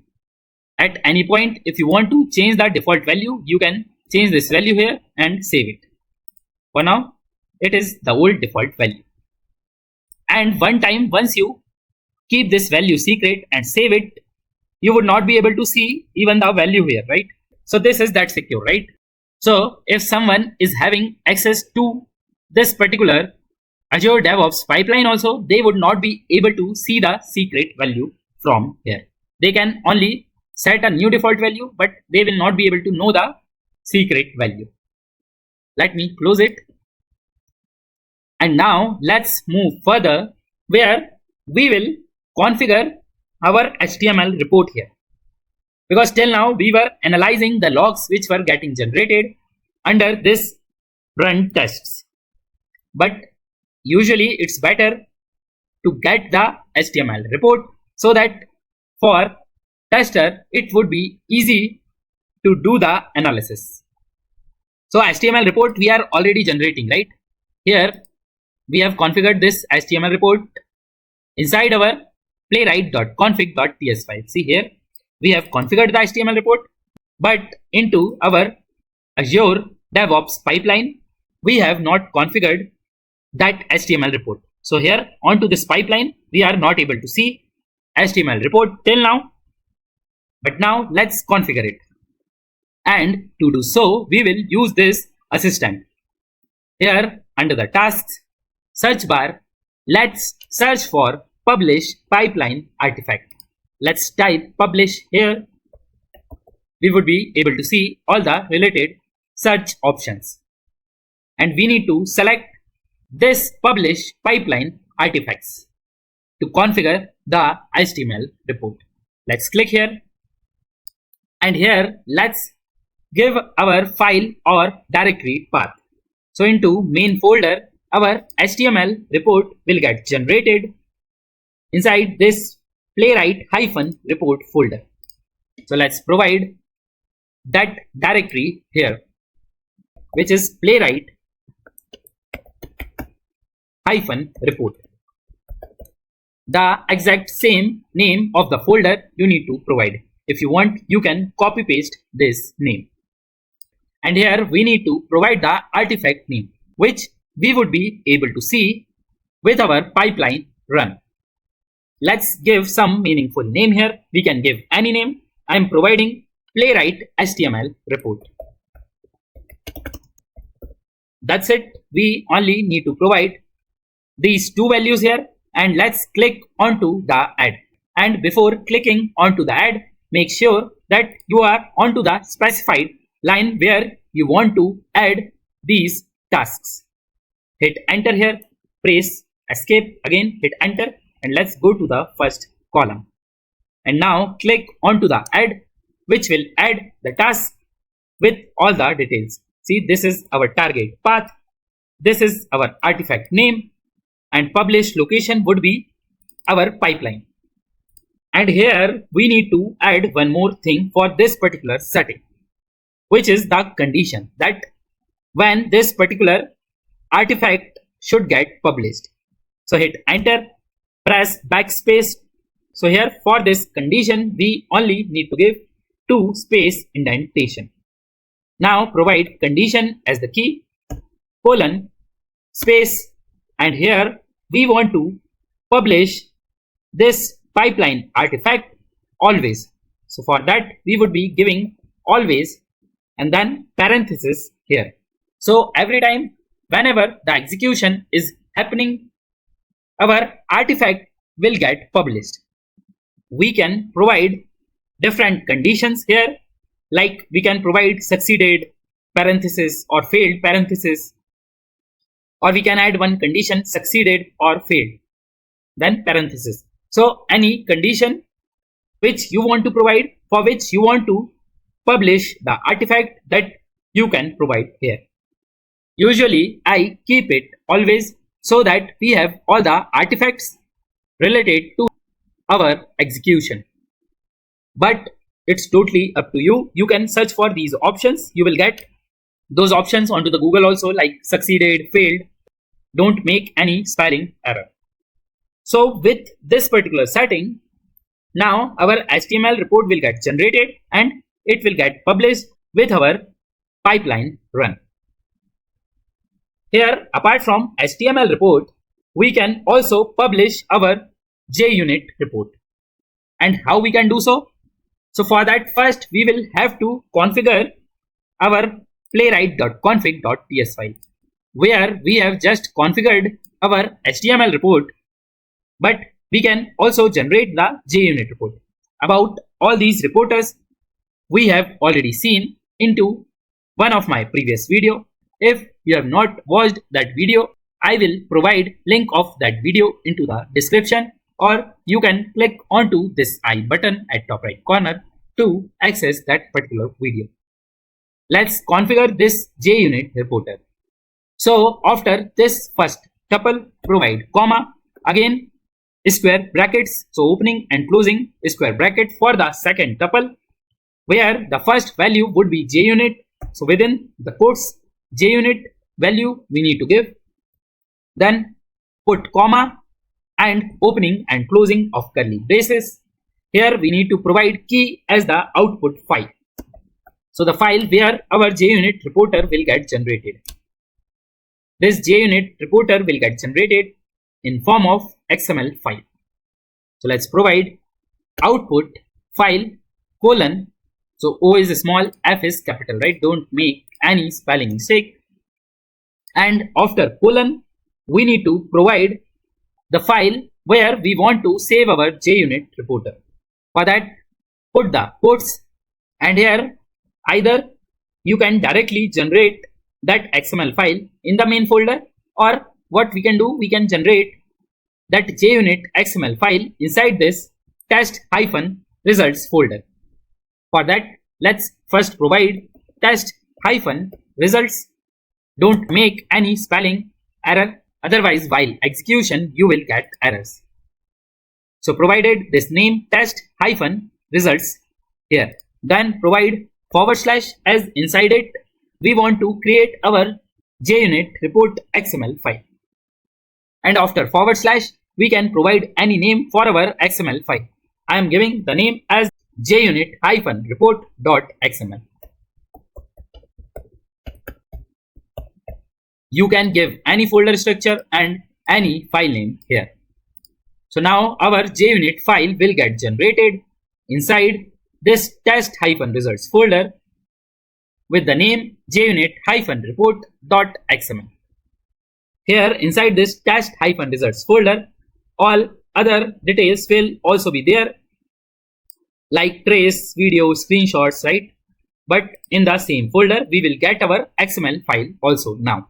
If you want, you can create a new folder where you can configure your JUnit reporter. Now let's push our changes onto this new branch. For that, let's use this source control.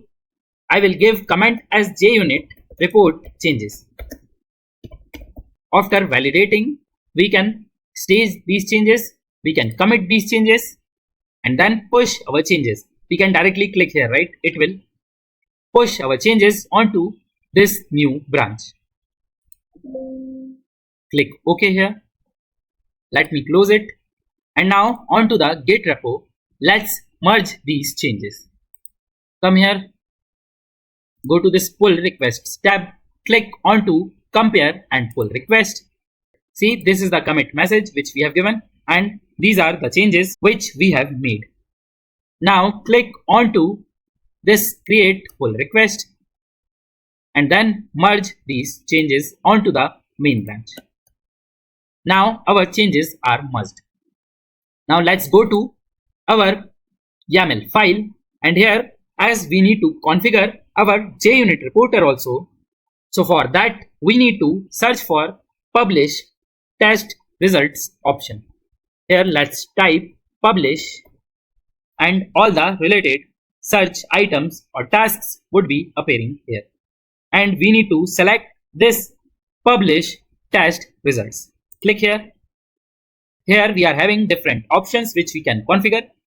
So you need to configure this test result format. By default it is JUnit, and that only we need. Here we need to provide test results file with the complete location. So here after this double star, which means at any location inside our project, either we can directly give our JUnit report.xml name here on place of this test star, or we can also give this test results / this JUnit report.xml. So this test results folder can be at any location inside our project folder. Now let's remove everything after these double stars, and let's provide the path which we have given as output file here. So it's better to copy this value from here and paste it here. Don't make any spelling mistake or typo error here, otherwise you will get the error. Now here search folder, we need not to make any changes. Let's keep all other options as default one only. Here we will provide this test run title. So whatever the title which we want to see for our JUnit report, we can provide it here. I am giving name as Playwright JUnit report. So it's totally up to you to provide this particular name here. Now let's click onto the add. So only two options we changed, this value and this title. Here JUnit was already selected. If it is not selected, you will have to select JUnit here. Now let's click onto the add, but before clicking add, as I told you previously, we need to move the cursor onto the specific point. So let's hit enter here, press escape, again hit enter, press escape, go to the first column and then click onto the add. And now our third task got added, right? First task was to install the Node.js tool. Here @0 was appearing. For the second task @1 is appearing, which is for pipeline artifact for HTML report. And the third one is for the JUnit reporter, which is publish test results. And here also we need to add the same condition. Hit enter, then press escape, hit backspace to just give the 2 space indentation and provide condition as the key. See, it is giving the auto suggestion also if you would be at the correct place. Use this condition colon space and the condition for which you want to publish test results. And as I told, you can provide succeeded, failed, succeeded or failed. In case of cancel also you can provide the condition, but usually I prefer to keep it always to always generate these artifacts or test results. So provide always and then opening and closing parenthesis. Now let's validate and save this YAML file. Click here onto the validate and save. Here we have got this pipeline is valid, which means we have provided all the code inside the YAML file correctly. Now click onto the save to commit directly to the main branch. And as I told, if you want, you can also create a new branch and commit onto that branch. And now as we have committed the code, let's go to our pipeline. This is our pipeline, and see the execution is in progress because of the last commit which we just did for our Azure-pipelines.yaml file after adding the tasks related to publishing the artifacts, which is for the HTML report, and related to publishing test results, which is for the JUnit report. Let me open this particular pipeline run, and here let's click onto this job, and now I will fast forward this particular execution so that at the end we will be able to see the HTML report as well as JUnit report.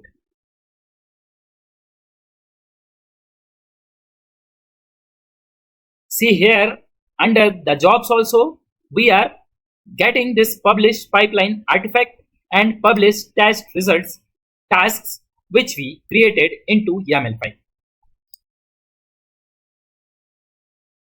And now our execution got completed. See, till now we were relying onto this particular console log, right, to analyze our execution. But now we have configured this pipeline artifact. Right here all the logs are only appearing. I will show you that where the HTML report will be appearing, which we have configured with this publish pipeline artifacts task. And we have also provided or configured this publish test results task, which will give us the JUnit report.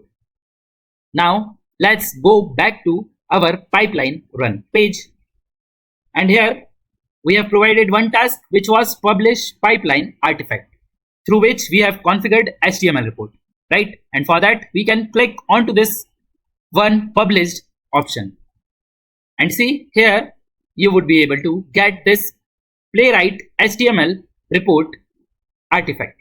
So this is the same name which we have given, and here we can expand it, and inside it our data files which are supporting files for our HTML report, and also the trace files will get generated. And here this is our main HTML report. See here, once you click it, it will get downloaded. We can open it just to see the HTML report. But here there is one disadvantage by directly opening this .html file, that you would not be able to access the traces. And to access them, you should download this complete Playwright HTML report. Click here onto these three dots and then select this download artifacts option, which will download this particular artifact. And once this reporter zip file is downloaded, you can open it. Here let's extract it. Right click, extract all, click onto the extract. So now our report got extracted. Here also we would be able to see the same files. Let's go to one parent folder for these files, and here let's open cmd, hit enter, and to directly open the report we can simply give the command which is npx playwright show -report, and then our folder name inside which our report files are there, which is this playwright space html space report. So within the quotes provide that name, as we are having spaces between them. Now hit enter and see our report got opened. Let me open any failed reporter, and here we have trace also. We can directly click here, which will directly open our trace viewer. Let me go back, and like this we can analyze that what are all the failures which we are getting. See, this particular fail is appearing as purposefully we were expecting this wrong swing. Actually, this invalid credentials should appear, but purposefully we have failed this test. And this test also we are failing because we were expecting Wish as the name, but every time this name may change. This is API test. So like this, you can analyze, you can use the trace viewer, you can check the screenshot videos from the report which got generated from our pipeline run. And here to open the report, as we have given this npx playwright show-report and this folder name, because inside this folder our report was getting generated, and this name we have configured into our Azure pipelines YAML file. If we change this name to the default name, which is this playwright-report, so in that case we will have to just give the command npx playwright show-report. This name we will not have to give, so every time it would be easy to open this report by just giving this particular command and not the name. Let me quickly make that change also, although it is not necessary, but just to make it more easy to serve the report onto the local host, I am providing this name. Let's go to our Azure DevOps pipeline. Let's click onto the edit here and see here that artifact value we have provided playwright HTML report. So this we can change. This value we provided from this assistant, right? Here we searched for the publish pipeline artifacts, and here we gave that particular name, playwright HTML report.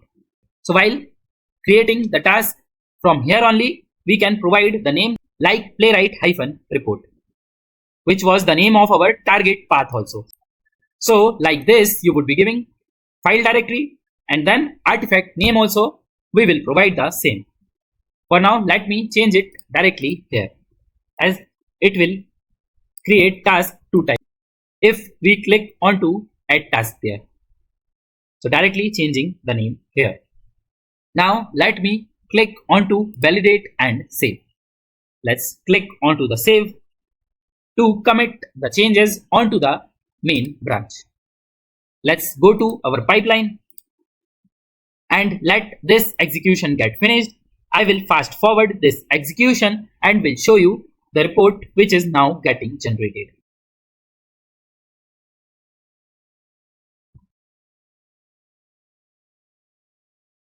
So now our run has got started, and it is not necessary to open this job section every time. I'm just opening just to show you, right, that our execution is in progress. Automatically in the background, all the execution will get done. See, now our execution got completed. Here we are seeing the status as failed because we have some failed tests also. Now let's click onto this one published, and here this name got changed, right? It is now playwright-report, the same name which get automatically generated for our playwright HTML report. And it is having all the required files, HTML report and the trace files. And as I told, rather than directly just downloading this index.html, you should download the complete folder. So click onto these 3 dots and then click on download artifacts. Let me close this old report, and it got downloaded. Let's go to this folder, right click and extract this particular file. Now we have this folder playwright-report, and inside it we have all the HTML report related files. And now let's open CMD onto the parent folder of this playwright-report folder, which is this one. This is our parent folder. Inside it, our main report folder is there, which is containing all the files for our HTML report. So here for this folder, open CMD. But before that, let me close this previous report, right? Otherwise it would not be able to use this particular port 9323. Let's close it and again open CMD from here, and now just give the command npx playwright show-report. hit enter, and see, without giving the name, it is automatically opening our report. But if you have changed the name of the report, then you will have to provide that name after show-report within the quotes if it is having space. So this is our same report which got generated. You can analyze it. And apart from the HTML report, we have also configured JUnit report. So for that, again, go back to pipeline run, and here, if you will notice, we are having one more tab beside the summary, which is tests. Click here and see, you would be able to get JUnit report here. You will not have to download anything. Directly within pipeline run, inside this test tab, you would be able to see all these dashboards and all the execution details. Like here, we are able to see number of tests which got executed, how many got passed. So 10 got passed, 2 got failed. If it is existing failures or the new failures, that also we would be able to see. On the basis of previous pipeline runs, it will fetch this particular record. Here we are able to get the percentage run duration, and at the bottom we have more details related to the specific tests. Here we can filter it also. For now, we are just showing failed and aborted tests here. We can select the passed also, so we would be able to see passed at the bottom. Although for the analysis, we will have to focus onto the failure. So if you want, you can remove this also. And then click onto the failed tests link. So let's open this one. Here, the failure details would be appearing. That what is the error message? See, this is the error message we are able to get. Here we have this attachments option where all the related attachments will get generated. Here we have this history which will show that what happened with the previous pipeline run also. So in the previous pipeline run, there was the same failure, right? So like this, you can explore this report more to see all the details. Here it will show the duration related to the specific test, when it started, when it completed. It is getting failed since how long, right? So if it is failing from the last 5 days for each pipeline run, so that information would be appearing here. Failing since build, that from which build this particular failure is appearing. So that also we can check. We can click here, which will take us to the specific build from where this started getting failed. Let me go back. And like this, you can explore this report more to get the specified details during your analysis. See, we are able to see this duration, failing since, failing build details into this table format also. So it's totally up to you if you want to use this JUnit reporter or the HTML reporter. Usually this JUnit report will be very handy if you just want to have a look at how many got passed, how many got failed. And as we saw that, we can see also that since when this particular failure is happening. So those details would also be very helpful in your analysis. Now let's go back to our pipeline. Now here, let's see how to schedule a pipeline to run automatically. And this can be done in 2 different ways. First way is that we can use YAML file to provide configuration to schedule the pipeline run, or we can use Azure DevOps trigger UI to schedule the pipeline run. Let's see both the ways one by one, and I will also tell you that which one way we should prefer. So let's open YAML file, and in the YAML file, if we want to schedule the pipeline run, so for that, first we can remove this trigger option. By default, it would be taking main branch only, but it's better to remove this option so that it do not gets conflicts with the schedule.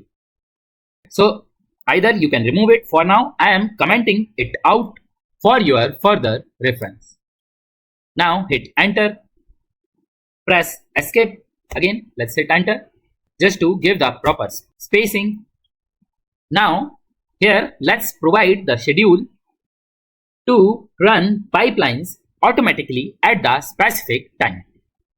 So here in your actual projects, there can be scenario that you want to execute your test suite daily during night time at a specific time. Let's say at 2 o'clock, automatically the pipeline should get run and it should execute all the tests and should provide us the final report. So in this case, either you will have to start the execution daily during night time, let's say at 2 o'clock, but rather than doing it manually, we can schedule it to automatically start the pipeline run. Let's see how we can do that. So for that, we need to provide this schedules here. So schedules colon, and into the next line, go to first row, provide hyphen space and then cron. Here with this cron pattern, we would be providing the exact schedule or exact time, that at what time we want to run the pipeline automatically. And how we can provide this cron pattern. So let me show you how we can provide it. Let me go to our Playwright document, and here I have put a simple table so that you can easily understand this cron pattern. So here we would be providing 5 different values to provide the exact schedule. So let me first write the cron pattern and then we will see about this particular table. So after cron colon, we need to provide quotes. So putting double quotes here, and here let's say I want to start the execution daily at 2:25 a.m. or 2:30 a.m. right? Any time you can take for the example. Here I will start the execution daily at 2:25 a.m. So for that, what we need to do? We need to provide 5 different sections. So here to execute it daily at 2:25, I will provide it like this: 25, which is 25th minute, daily at 2 o'clock. So 2 I will put here, and then I am putting 3 stars here. So these are 5 different sections which we need to provide to start the execution daily at 2:25 a.m. Now let me first explain you all these 5 values which we have provided, and here again we will change these values to provide it into UTC format. For now, let's understand it directly with the help of this example. So let's go to our document, and here we have provided pattern like this, right? 25 space 2, then star, again space star, space star. So here this first place from the left is minute. So at which minute you want to schedule your pipeline run. So I wanted to schedule it at 2:25. So on to that 25th minute, I wanted to schedule the pipeline run. So I have provided 25 here. The second place is for hour, and it is the hour of the day, which is in 24-hour format. So here I wanted to start the execution at 2 a.m. So I provided 2 here. Let's say you want to start the execution during 5 p.m. evening. So in that case, you would be putting 17 here, right? So into 24-hour format, we need to put. So that's why for the 5 p.m., we would be putting 17 here. Now this third place is for day of the month. So on which day of the month we want to schedule this. So let's say if I provide 25, so on to 25th of each month at 2:25, the pipeline should get run. But here we have provided star, which means on all the days of the month, our pipeline should run. Now the fourth place is for the month of the year. So for which month we want to schedule this trigger. Let's say if you have very specific requirement that in January only we want to do this pipeline run. So there you can provide value as 1. But in our case, we want to execute it for all the months. So that's why we provided star here. And this fifth place is for day of week.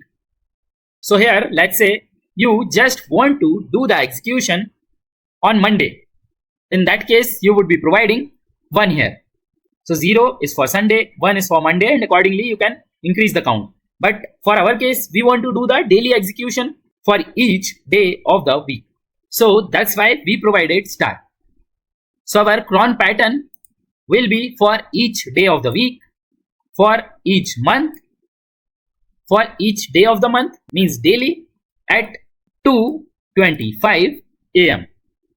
And there is one catch, that we need to provide this timing in UTC.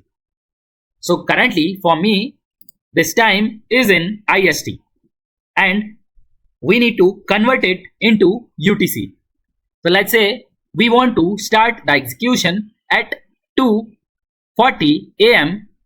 So in that case, I will convert this 2:40 AM from IST to UTC. Let's do that. So open Google, provide this 2:40 IST to UTC, search for it, and here it is showing 9:10 PM.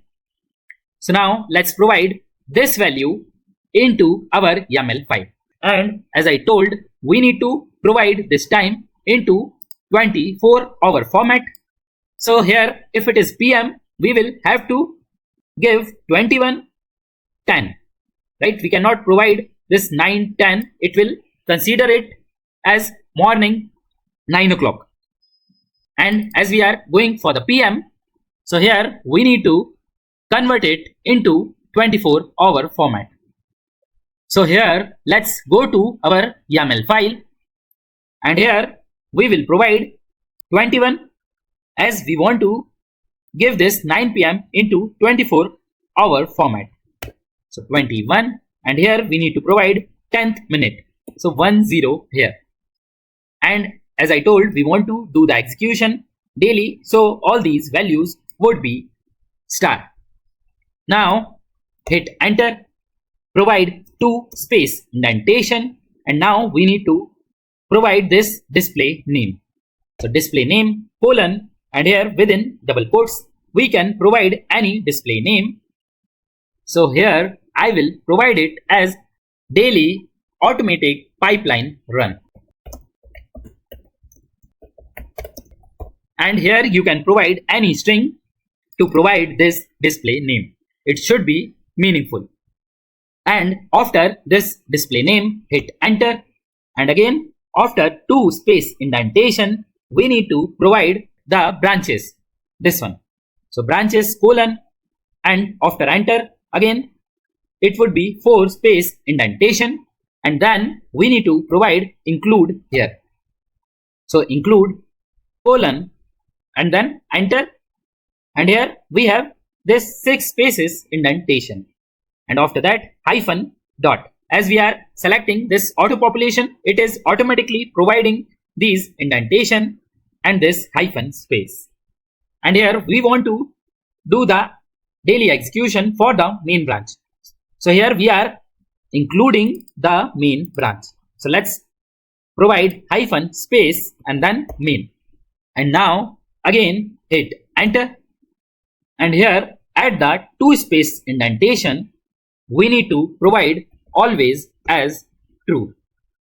And this always true means that we want to run the pipeline even if there are no changes onto the Git repository branch, and in our case it would be main branch, as we have included main branch only.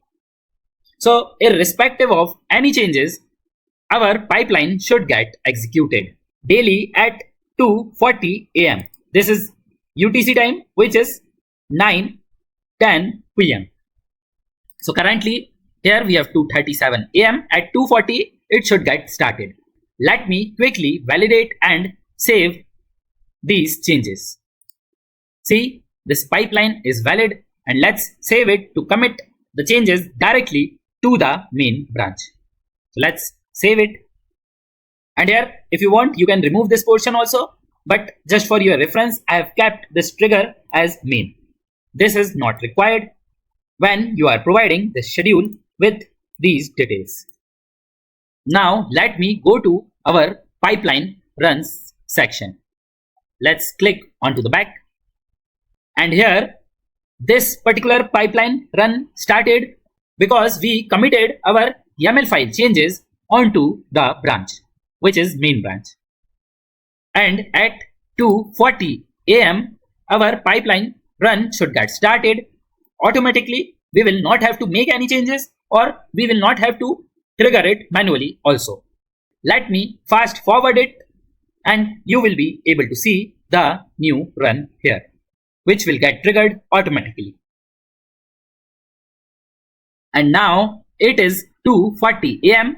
Let me refresh this particular page and see we have this pipeline run which got automatically started.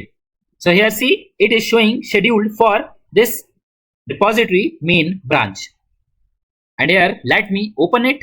Here also we would be able to see this display name, right? We provided this daily automatic pipeline run. So this display name will also appear after this scheduled by, and all these details like the Git repo, the branch name, the commit ID, the time, the job details, everything will be appearing here. Let me fast forward this execution process, and we should be able to see all the details once the execution is completed.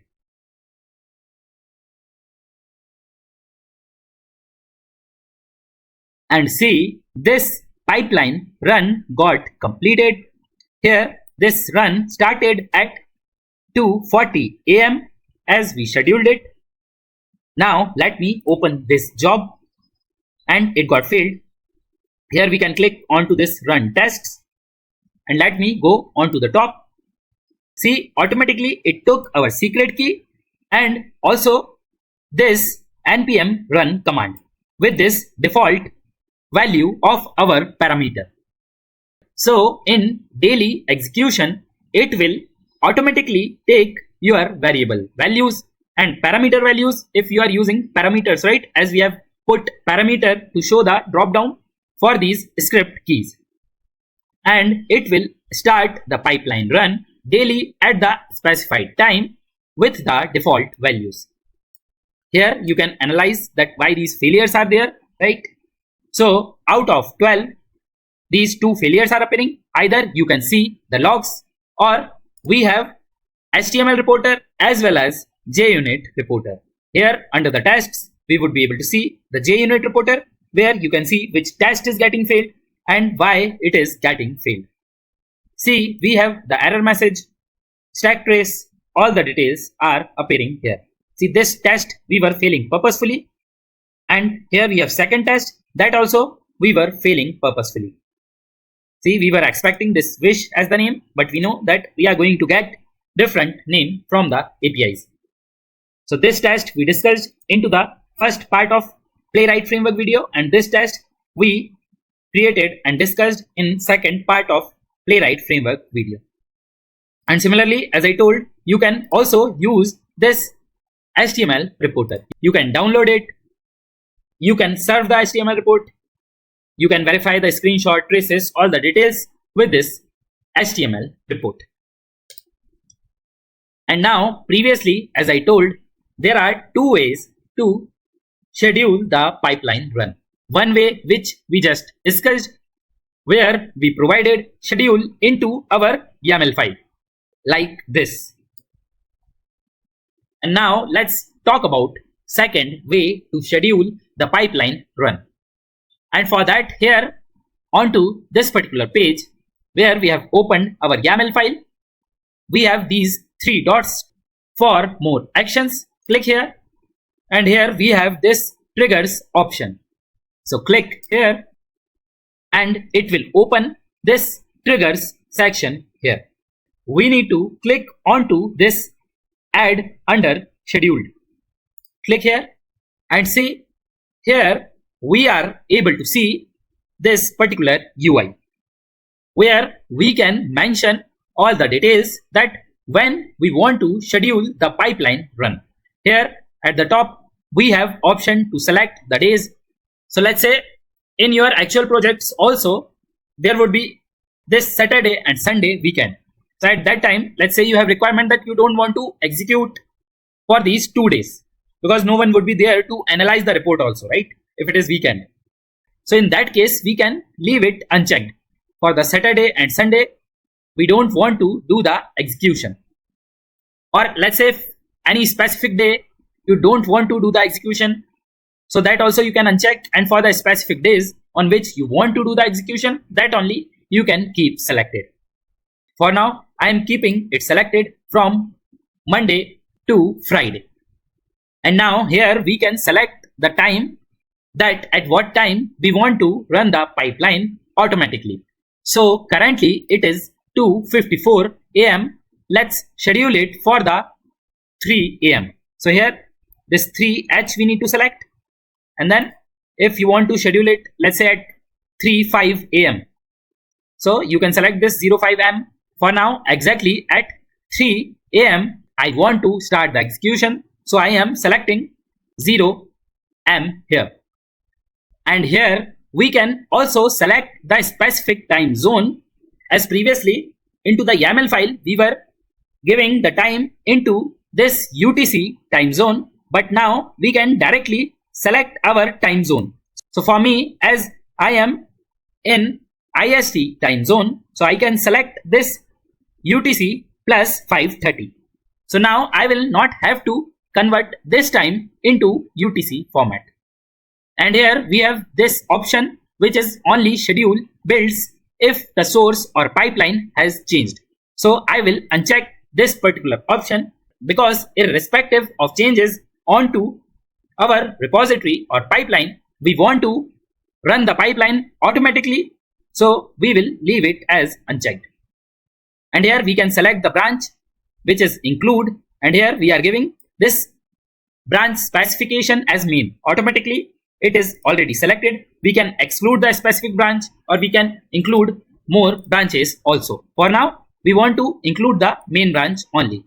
And here let me change this time to 3:05 AM so that we have some time to validate that automatically it is getting executed today also, because it is already 3 AM. Now here if you will see, there is one warning that this pipeline will not use any schedules defined in the YAML file. To use schedules from the YAML file, delete all the scheduled triggers from the user interface. So now if we are providing this particular schedule from this triggers from the Azure DevOps UI, so whatever the schedules we provided into the YAML file will not be applicable. If we want that our schedule which we have given into YAML file should work, so we will have to delete it from here. We can click onto this delete and this particular schedule will get deleted, and our old schedule which we have given into YAML file will be applicable for this specific timeline. Now let's save this particular schedule. So click onto the save. If you want, you can provide the comment also. For now, let me save it directly. So currently it is 3:02 AM, and at 3:05 AM this particular pipeline run should get started. And as I told, the schedule which we have given into our YAML file will not be applicable as we are providing schedule through the Azure DevOps UI. Now I am onto my pipeline runs section, and here let's wait till 3:05 AM and our pipeline run should get automatically triggered. I will fast forward this particular waiting time.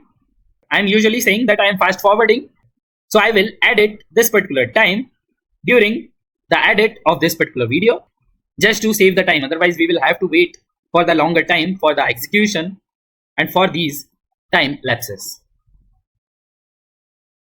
And now it is 3:05 AM. Now let me refresh this pipeline runs page so that we should be able to see this new pipeline run. Or we can also click onto this load one new run, which will automatically appear if there is any new run which is happening. And as we were on this page only, so that's why it is coming here. Let's click here, and directly it is refreshing this particular section, and see we have this particular pipeline run where it is showing this schedule for this repo main branch. All the execution would be similar only like the previous schedule. It will take the default values for the execution and will complete the execution. Let me quickly again fast forward this particular execution time so that we will be able to see that it is taking the default variable values and it is completing the execution. So here I will stay on this page and will fast forward this particular time. And now our execution got completed. Here we can go to the jobs. We can click onto this run tests, go to the top and see it took the secret key as well as this script key parameter value and it completed the execution. If you will provide variable also here, it will take the default value. But if you want to trigger the run manually with the specific variable or parameter value, so you can do so. Now let's go back to our YAML file, go to our pipeline, click onto this edit, and now we have seen both the ways to schedule the pipeline run automatically. But we need to go for any one of the way, and usually I prefer the second way where we used the Azure DevOps UI to schedule the pipeline run, because there it is little easy to provide this particular cron pattern. We can give the time into the IST format also, and we can include or exclude the branches. We can give all these options like this, but through the UI. We need not to convert the time into the UTC format. This is also one of the advantages. So that's why I prefer the second way through the Azure DevOps UI to provide the schedule for the pipeline run. But it's totally up to you which way you want to use. And as I told, if you provide the schedule through the UI, this particular schedule which we provided into our Azure Pipelines YAML file will not be applicable. For now, as I told, I prefer the second way. So I will comment this particular section. Although if that schedule through the UI would be there, this particular schedule is not going to be applicable. But just to keep it simple, I will comment it out to avoid any confusion. I will roll back this particular section also where we provided trigger main. So now let's validate and save these rollbacks which we done. Now the pipeline is valid. Click onto the save. And here again, if you want to check the schedule or want to change the schedule, you can go to this triggers from these three dots. And here we can click onto this old schedule and we can change any value which we want from this particular UI. Now let me go back to our pipeline runs section. And now let's make some final changes into our playwright.config.ts file. Let me close all these tabs or the applications which are not required. Now let's go to VS Code and here into our playwright.config.ts file, let's make some changes. So previously we have kept this fully parallel to false. Now let's change it to true so that we can do the parallel execution also. So changing it to true. And now here we can also specify the workers, that how many workers should work parallelly to complete the whole execution fast, right? If multiple workers would be working, so parallelly your tests will get executed and your execution time would be less. So for now, for the CI, we have set the count as 1, but we can change it to 3 or 4. Usually for the CI, we should keep it from 2 to 4. But if you are using any high-end dev machines, so you can increase this particular count till 8. But for now, for us, currently we are using virtual machines which are provided by the Azure DevOps only. So we will keep this particular count 4 or less than 4. Here I am keeping it as 3. So for the CI, it is 3. For the local, it is undefined. Here also, if you want to exactly give the number, you can give 1 if you are doing local execution and you don't want any parallel execution. So keep it as 1.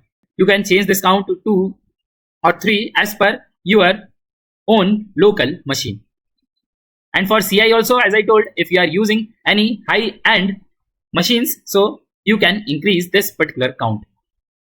Don't increase it too much like 16, 20. Otherwise, you will be seeing more failures, the timeouts. So that issue may come into picture if you are keeping this particular count too high. And during framework creation, as previously also I told you that keep your tests independent of each other so that if we will do the parallel execution, our test executions will not have any issue. All the tests would be independent of each other and they can be executed parallelly. So at a time here, as we have set 3, so 3 tests will be getting executed parallelly and it will not face any issue as we have kept all of our tests independent of each other. See, we do not have any test which is dependent onto the previous or any other test. So they can be executed in any of the order. So just keep in mind, keep your tests independent of each other. Then only this parallel execution would be successful for you. Otherwise, you would be seeing errors and you would not be able to use the parallel execution effectively for your project. And apart from this parallel execution, I will keep this retries as 1 for the CI. And it totally depends on your requirement that how many times you want to retry the failed test. I would like to keep it as 1. So if any failure is happening, it will run that particular test one more time to see if it is run error or actually it is getting failed because of some application issue or code issue. Usually we should keep the retries because while execution, some run errors will also be appearing into picture. And to avoid that, we should retry execution in case of any failure. And here this particular setting is already there, which is forbid only, where in case of CI, if we have marked any test as test.only. Usually we mark the test as test.only once we are into development phase and we just want to execute a specific test only. So we use that test.only. But by mistake, if you have pushed the code with test.only onto your repository branch, then the build will get failed at that time only. So in case of CI, this forbid only would be applicable. And as per your performance for the CI, you can change the timeouts also. Let's say it is very slow onto the CI, so you can increase this particular timeout, or if it is okay, you can decrease also, right? If it is very fast, so in that case, this timeout can be decreased. Now here, let's have a look at Playwright Framework flow diagram, which we have already seen into part 1 and part 2 of our Playwright Framework videos. Let me open it. And here I have added some components for the part 3 of our video, which is for continuous integration using Azure DevOps. And also I have made some improvements here so that it is easily understandable for you. And you can also explain the same for your interviews. So previously also I have told you that this tests folder or test section is the center point of our framework. Here inside the tests folder, we have created two subfolders. One is the UI tests and second one is API tests. Here inside the UI tests, we would be keeping all the TypeScript files related to the UI or functional testing. And here into the API tests, we would be keeping all the TypeScript files for the API testing. And here for each TypeScript files, we would be having these items like describe block, test tabs, tags, annotations, assertions, visual testing. If we want to remove the auto authentication, that also we can do. It is not necessary that for your project you need to use these items, but as we had a look at it, so I have included it here. Apart from this, for the API tests, also the same items are there like describe block, test tabs, tags, annotations, assertions. And if we use any other specific item, that can be included here. Here we have already had a look at page object model, where we would be having locators and different actions which we are performing onto those locators inside the methods. For different pages, we would be having different class where we are using page object model. And we are keeping all the pages inside the pages folder.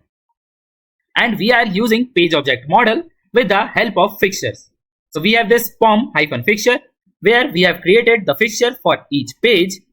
So these pom fixtures which we will create will return object of the specific page class, and these fixtures we would be using into our TypeScript files, which will give us object of the specific page class, and through that object we can access the methods of these page classes.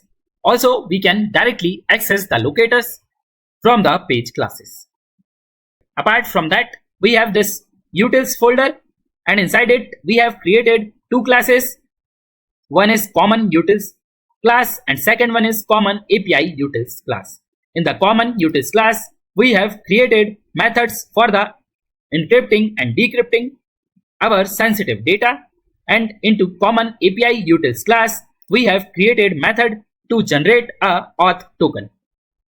For these utils classes also, we have created this common-fixture where we are creating the fixtures which are returning object of these classes, and we are using these fixtures into our TypeScript files, where on the basis of these fixtures we will get object of the specified class, and through that we can access these methods. We also saw that we can use fixtures over before each and after each hooks, and for that we created this hooks-fixture file where we were maintaining hooks related code. We have also used global setup script which will log in into application and will save the authentication state into this auth.json file, which we can use into our TypeScript files wherever we want to log in into the application through UI. So that's why this arrow is connected with this particular folder where we are having TypeScript files related to the functional and UI testing, where we need to log in into the UI. So first time we will have to just log in using this global.setup.ts file, which will give us authentication state, and that authentication state will get used into our TypeScript files to auto login into our UI. We have also seen that we can create env files, where into each env files we can provide data which is specific to the specified environment, like the base URL, username, password, API base URL, or any other data which can get changed based on the environment. So that we are keeping inside this env-files folder, where we have different .env.environment name, right? It can be demo, dev, UAT. So any environment name can be there. So .env.demo.dev, like this we can create the files. And from these files, we would be fetching data into our TypeScript files by giving this process.env.getData the key name which we provided inside these files. We also saw that we can save our test data into JSON files. And here also we are having this data folder, and inside it we are having two subfolders. One is for the UI data and second one is for the API data. In the UI data folder, we have different JSON files for different modules where we are keeping specified data separately for each module. And inside the API data folder, we have one file which is api-path-data.json, where we are keeping all the paths required for our API testing. And here we can keep different JSON file based on the different modules. For now, we have created one file, but if you have multiple modules which you are testing for the API testing, then you can create multiple JSON file accordingly. We also created some script keys and their value as different commands inside this package.json, and apart from that, into package.json, different packages will be mentioned which we want to install once we give the command npm run or npm CI in case of continuous integration, which will install all the packages which we provided inside the package.json. Inside the playwright.config.ts file, we have provided different configurations to provide video, trace, report, retries, parallel execution, timeout, workers. For the parallel execution only, we can decide the workers, which we saw in this video also. Then screenshot, base URL, extra HTTP headers, projects details, and many more things can be configured from this playwright.config.ts file. Here we have also provided that .env thing. Because of that, it was getting decided that from which environment file our data should get picked. So I will include that section also here so that you get that particular point also and you can explain the same to others. Then for each execution, our HTML report was getting generated. With that, we were having trace, screenshot, videos, logs, everything. We have used pick locators to create the locators. So that's why I included this section also.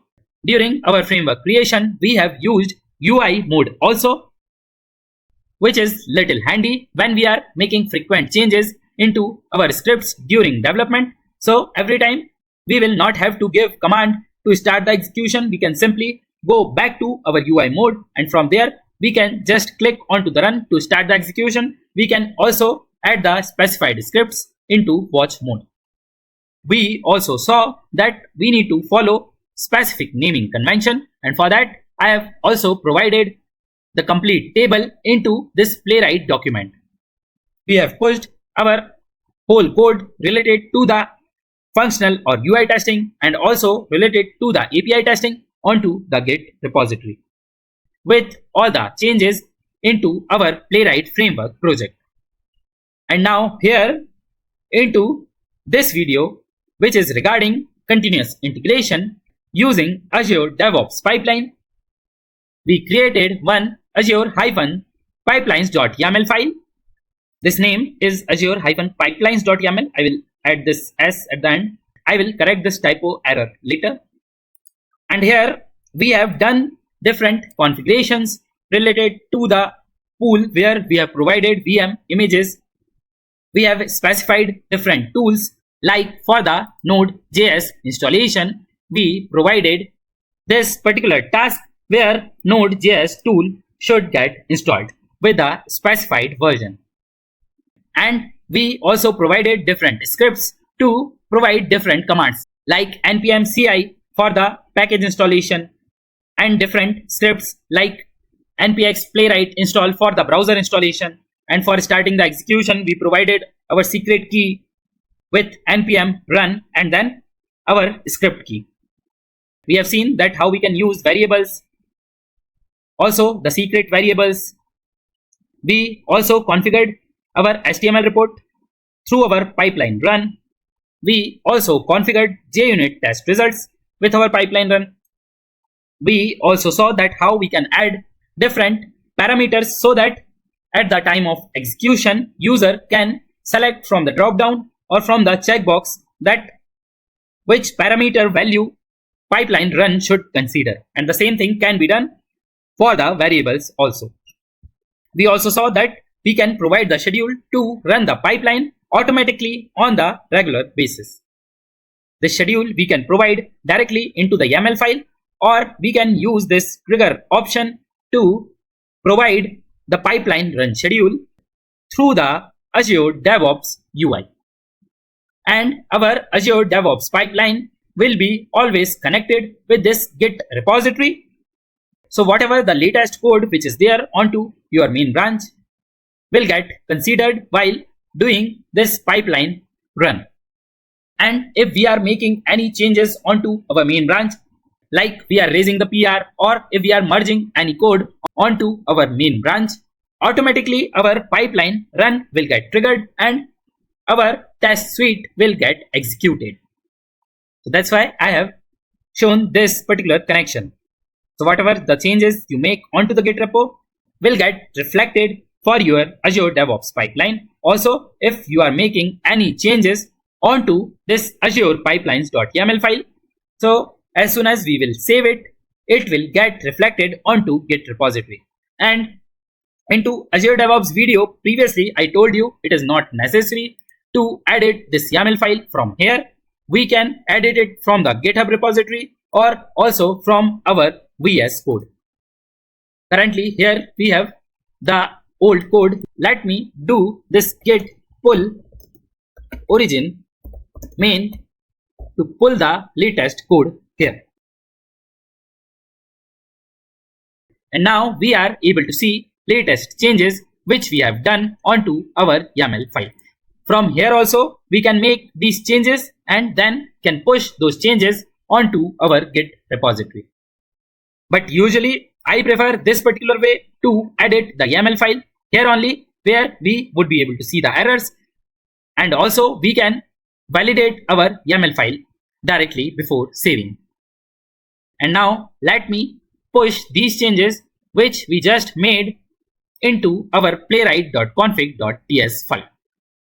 So here I will give comment as config changes for CI.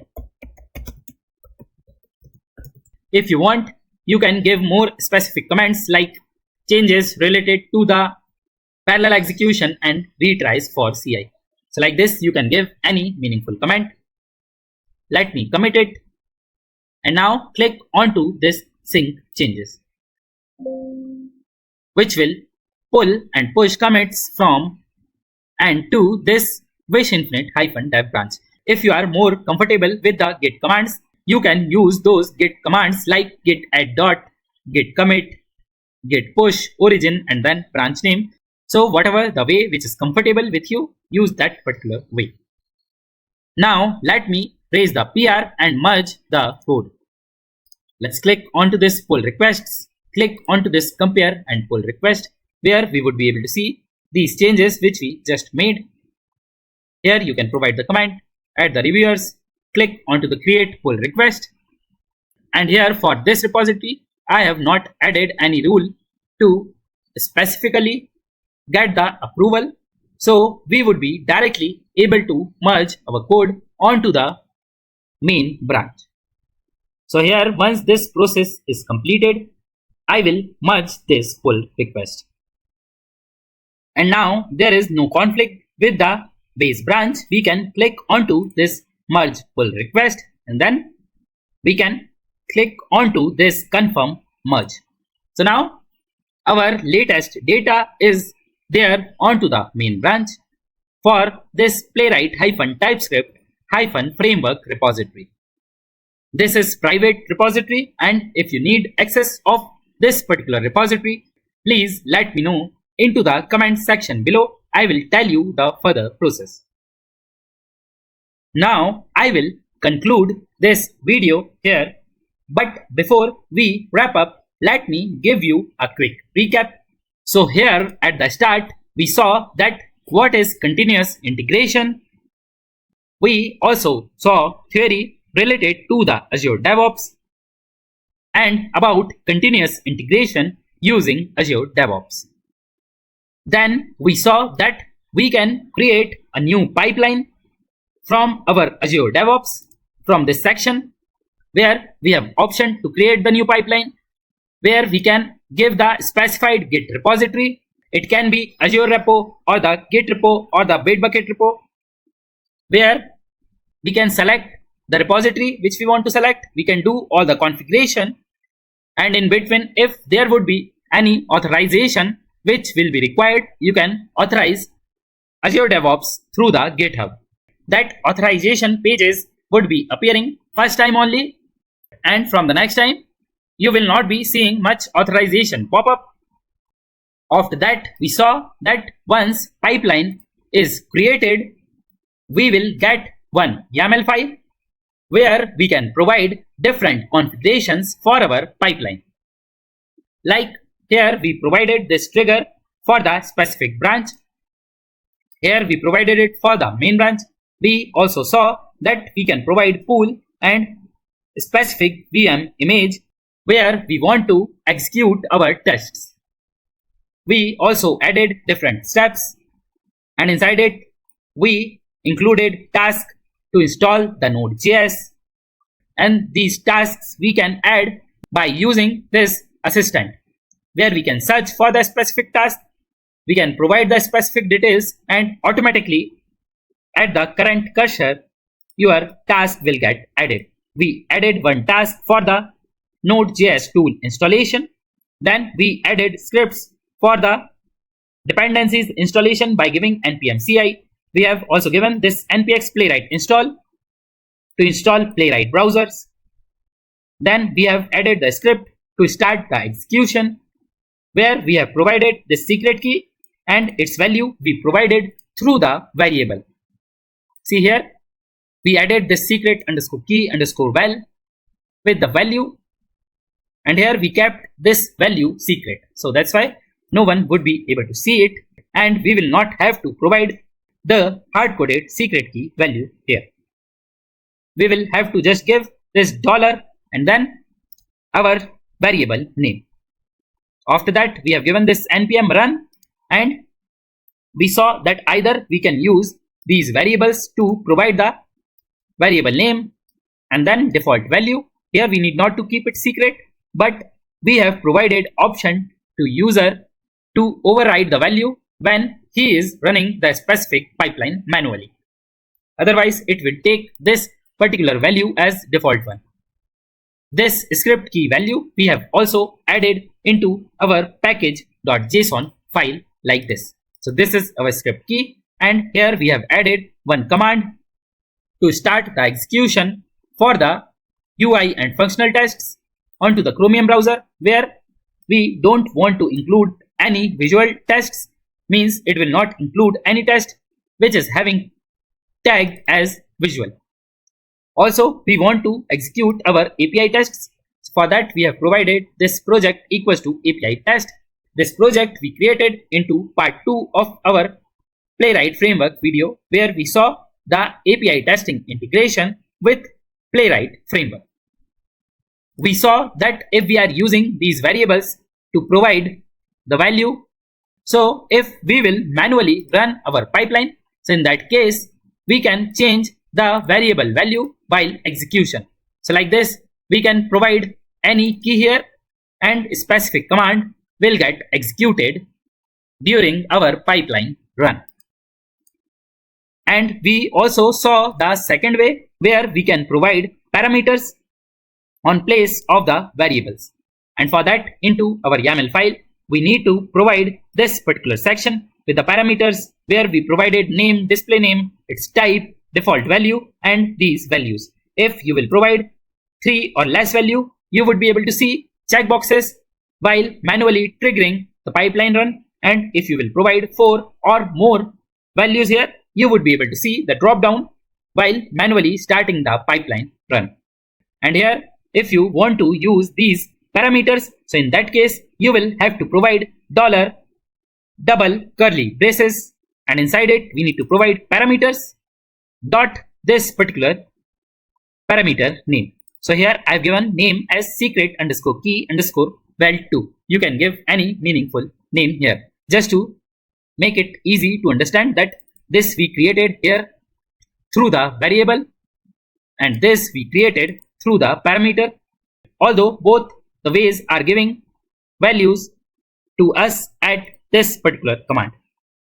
And as I told, it's totally up to you which way you want to use. Here I have kept this particular way because there is less chances of error while typing this particular script key. Let me quickly show that to you. So here let me click onto this run and see we provided this parameter with the display name select script key, and here we provided these different values with this default value. This is already selected, right? And here it is having different values which we can select. Like this you can add multiple values and user will not have to type, so there would not be any chances of typo error. User would be able to only select from the specified list. But again, as I told, I will leave it up to you which way you want to use.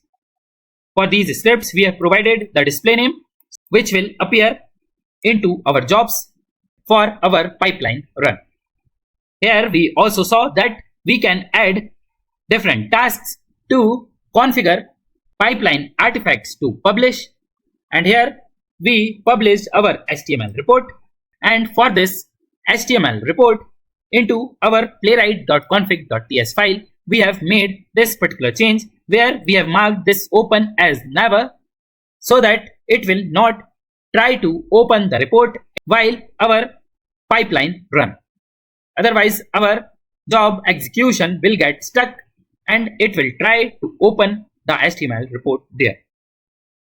And as I told, either you can write this code manually or you can use assistant to provide all these details here. Let me just quickly show this assistant also to you.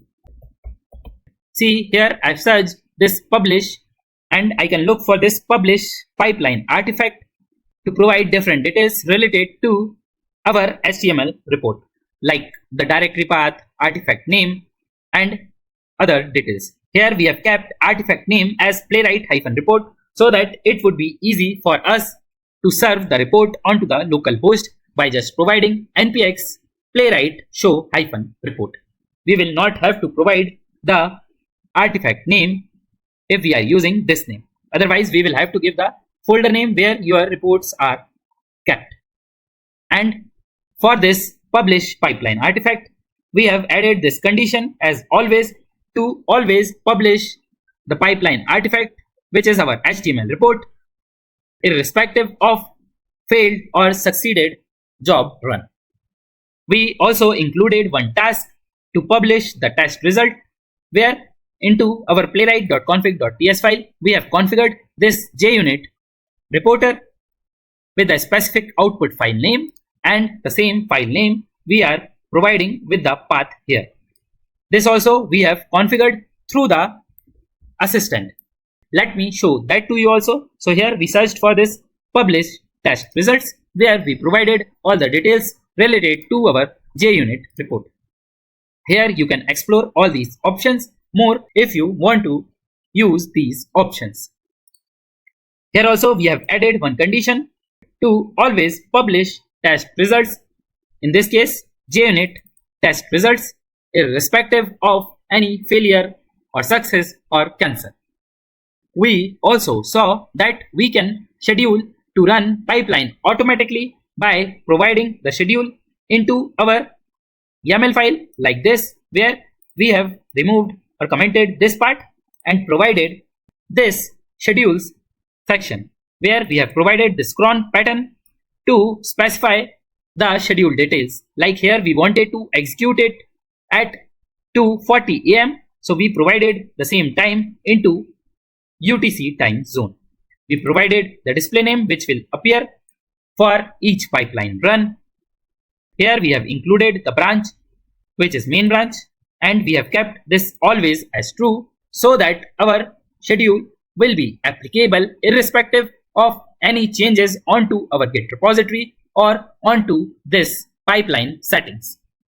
It will every time run the pipeline automatically at the specified time.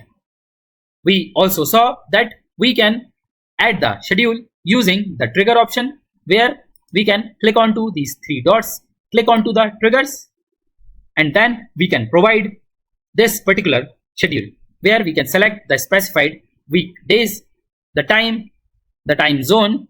Here we unchecked this option to schedule the builds if the source or pipeline has changed. It is like always :true, right, which we provided into the YAML file. And here we included the branch, which is main branch.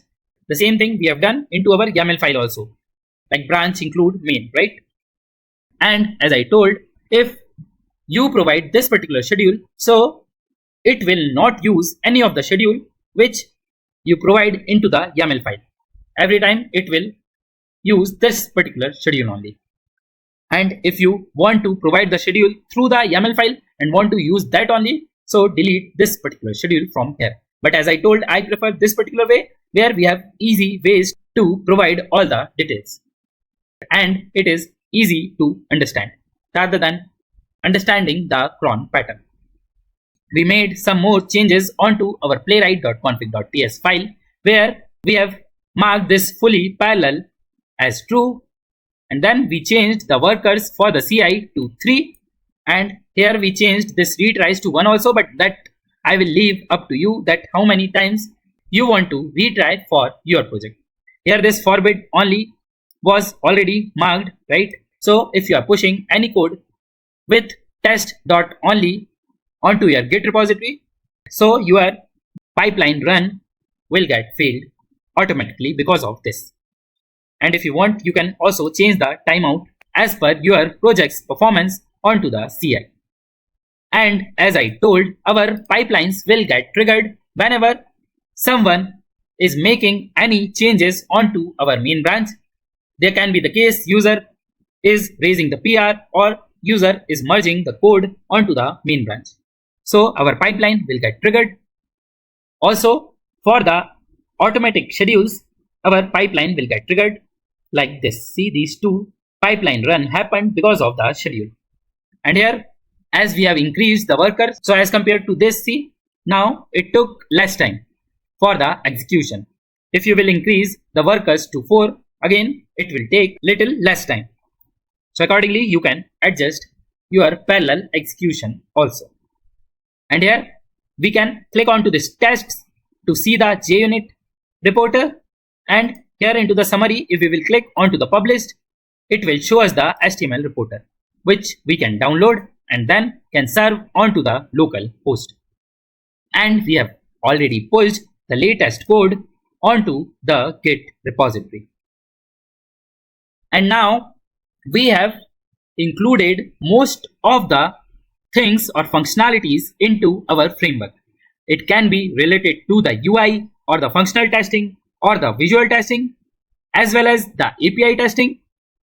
We have also learned that how we can configure continuous integration for our framework. So you can create the framework for any of your project into your company. And now if you feel that if you need some specific information related to the framework, or you want me to include the specific topic related to framework into this playlist, so please let me know into the comment section below.